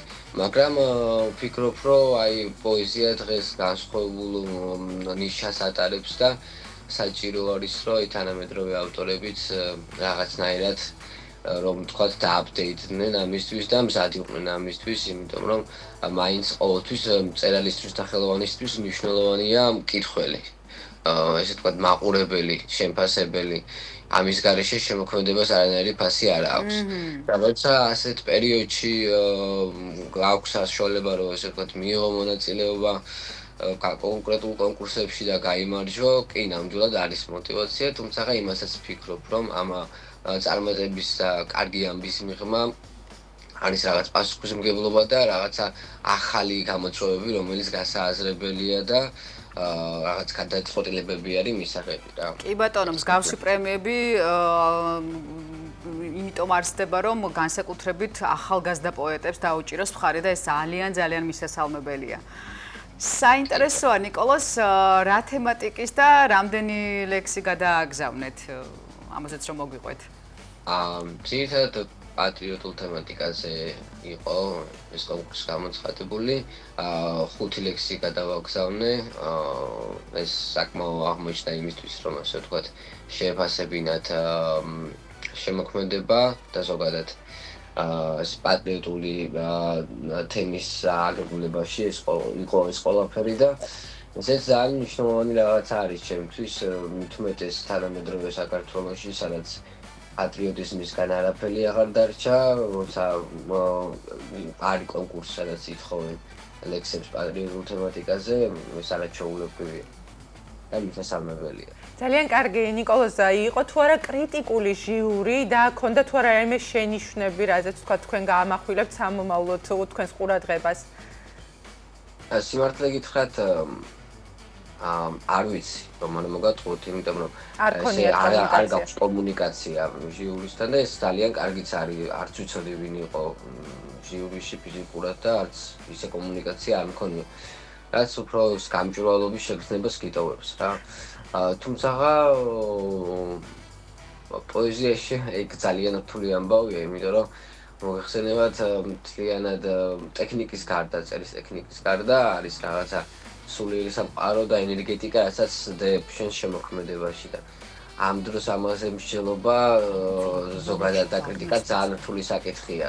საკმარისია ამის აღქმა, შეგრძნება, წაკითხვა და შეფასება ჩვენი სუბიექტური აზრით. გაეცანით თუ არა თქვენი კონკურენტების ნამუშევრებს და თქვენი შეფასება როგორია ამ შემთხვევაში? აქაც ნაკლები კომუნიკაცია არის და ჩემი ზოგადად ეს პრობლემა არის კონკურსების. ნაკლები კომუნიკაცია, არ მქონია კომუნიკაცია, ძალიან ისეთი კონკურსი იყო, სადაც არავინ არც კი ვიცოდით ვინ იღებდა მონაწილეობას, რადგან საჯილდოების დღეს გავიცანი, თუმცა მე მალტაში ვარ და ვერ მომახერხე ესე ვთქვათ ჩამოსვლა და ზუსტად ეს გვაინტერესებს ალბათ პირდაპირები ვართ მოკლედ და ყველა პრობლემატიკას ესე გაუსვით ხაზი და ვიყოთ მაგრამ ბოლომდე პირდაპირები რას გულისხმობს ზოგადად პრემია ანუ ლადვასათენის პრემია მიიღეთ მაგრამ სხვა თქვა უშუალოდ ადამიანებს რომლებიც დაინტერესებული არიან პოეზიით თქვათ და სულთ მიიღონ მონაწილეობა მსგავს კონკურსებში ანუ რას გულისხმობს ზოგადად პრემია ანუ ერთჯერადი ფულადი ჯილდოა და მხოლოდ თქვათ მედლები თუ კიდევ რამეს გულისხმობს? ერთჯერადი ფულადი ჯილდო არის და ამ ფულადი ჯილდოს მიღმა იმის გააზრება, რომ ეს ხანახან წარმატება რომელიც წარმატების სახით ჟღერს უფრო ფულად სატარებელი ტვირთი არის ამას სულგუნწრფელობით ვამბობ რა იმიტომ რომ ეს რაღაცა განაცხადია რომელსაც საკეთებენ შენზე და რაღაცა ტვირთი არის რომელსაც რა თქმა უნდა ძალიან კარგია და ბედნიერების მომრიჭებელია მაგრამ სადღაც როცა იაზრებ საპასუხისმგებლო სტატუსია ალბათ ამას გულისხმობს საპასუხისმგებლოც არის კი ეგრეთ შეგვიძლია შევხედოთ მაგრამ ხო, ну, არბით ვერ ვხვდები რა გითხრათ, იმიტომ რომ ახლა მალტაში ვარ, ჩემი ქვეყნიდან შორს. შორს ხარ და რაღაცნაირად მელანქოლიურ განწყობას ვამჩნევ, ანუ თქვენ მელანქოლიური განწყობა უფრო მონატრებას არ იწვევს, უფრო იმას იწვევს, რომ მე აქ ვარ, ბათუმი ისეა როგორც ყოველთვის იყო ნიკოლოზ, თქვენ სამუშაოდ ბრძანდებით ხო მალტაში? მე სწავლისთვის და ასე ვთქვათ, მუშაობისთვისაც აქ გინდა თუ არ გინდა გიწევს ამ ყველაფრის კომბინაცია და გარდა ამისა იმისთვის რომ რაღაც ცოტა ხანი გამოვიდებოდი ჩემს ქვეყანას, იმიტომ რომ ძალიან რთულია და აქაც ვერ ვიაზრებ რა გვჭირს, რა ხდება, როცა ისეთი კარგი ადამიანები როგორც არის თქვენი კოლეგა მზია მაღლობელი იქ არის სადაც არის და საერთოდ ვერ ხვდები რა დაგვემართა ბათუმს რომ ეს და როგორია ბათუმი და საქართველოს შორიდან? ბათუმი და საქართველოს შორიდან ისეთი ლამაზია როგორც ახლოდან თუმცა ეს მონატრება განსაკუთრებულ სილამაზეს სენს და განსაკუთრებულ ხიბლს სენს მით უმეტეს ადამიანისთვის რომელიც წევს ძალიან კარგი, მოკლედ არ ვიცი კიდევ თუ შეგიძლიათ რა ვიცი დაამატოთ თქვენი საქმე და გეგმები რაზე მუშაობთ ახლა? ხო, მიმართოთ რაღაც საყვარელ ადამიანებს. მუშაობ და ვცდილობ რომ მაქსიმალურად ხელოვნების დარგში უფრო მენეჯმენტში გამვითარდე, იმიტომ რომ პრობლემა ძირითადად მენეჯმენტში ჩვენ არ გვაქვს ესე ვთქვათ ხელოვნების ნაკლებობა, არტისტების ნაკლებობა. უბრალოდ ძალიან დიდი პრობლემა გვაქვს მენეჯმენტის და როგორღაც ამ ქართული პროდუქტის შეფუთვის იმისთვის რომ ესე ვთქვათ უცხოეთში იპოვოს თავისი ადგილი, გავიტანოთ მზის შუქზე. კი ბატონო. ეს არის ჩემი ამოცანა ახლა ამ ეტაპზე რაღაც გამოცდილების მიღება ამ ევროპული სტანდარტების აღქმა, სწავლა და შეიძლება იმის რომ ეს ოდნო ესე ვთქვათ აუცილებლად დაბრუნებული საქართველოში რომ გამოვიყენო ეს ცოდნა საკეთილ დღეოდ. აუცილებლად გელოდებით საქართველოში, ბუნებრივია და რა თქმა უნდა, გარე პირობებიც მნიშვნელოვანია რა ხდება ჩვენს ირგვლივ, თუმცა მაინც ჩვენი საყვარელი საქმის კეთებით უნდა დავკავდეთ ყველა ვარიანტში, იმიტომ რომ ამას ზოგადად ჩვენი შინაგანი ბუნება და სამყარო არ გვაპატიებს და მაინც მიგვაბრუნებს იქითკენ რომ ვაკეთოთ საყვარელი საქმე და თქვენ ხომ აგრძელებთ მაინც ლექსების წერას? კი, ვაგრძელებ, უბრალოდ რაღაცა ისეთი რთული პროცესია, პოეტი ხოლმე, ავტორი ხოლმე იღებს რაღაც დისტანციებს, ხან შემოქმედებით პაუზას და ამის სრული პასუხისმგებლობით თქმა ყოველთვის ესეთი ამბავია, ეჭვიანი ამბავია, მაგრამ სადღაც 12 წელზე მეტია ვწერ და არ მგონია რომ ესე ჯერჯერობით არ შეჩერდეთ, იმიტომ რომ აუცილებლად ექნება ამას შედეგი და კიდევ ერთხელ გილოცავთ ნიკოლოზ გელოდებით საქართველოში და უკვე შემდეგ ჩვენთან სტუდიაში. მადლობა თქვენ. კარგ დღეს გისურვებ და კარგ დღეს ვისურვებ თქვენს მაყურებელსაც. ნახვამდის მადლობა გულწრფელობისთვის. გემშვიდობებით, ჩვენ კი ვემშვიდობებით ჩვენს მაყურებელს, ამჯერად შემდეგ ერთი გემშვიდობებით ერთი სიტყვით. ხვალ ამ სტუდიაში დემე და ანა განაგრძობენ თქვენთან ერთად კომუნიკაციას. ასეთი იყო 1 ოქტომბრის დილის ტალღა, ნახვამდის, მადლობა რომ გვიყურებთ. ნახვამდის.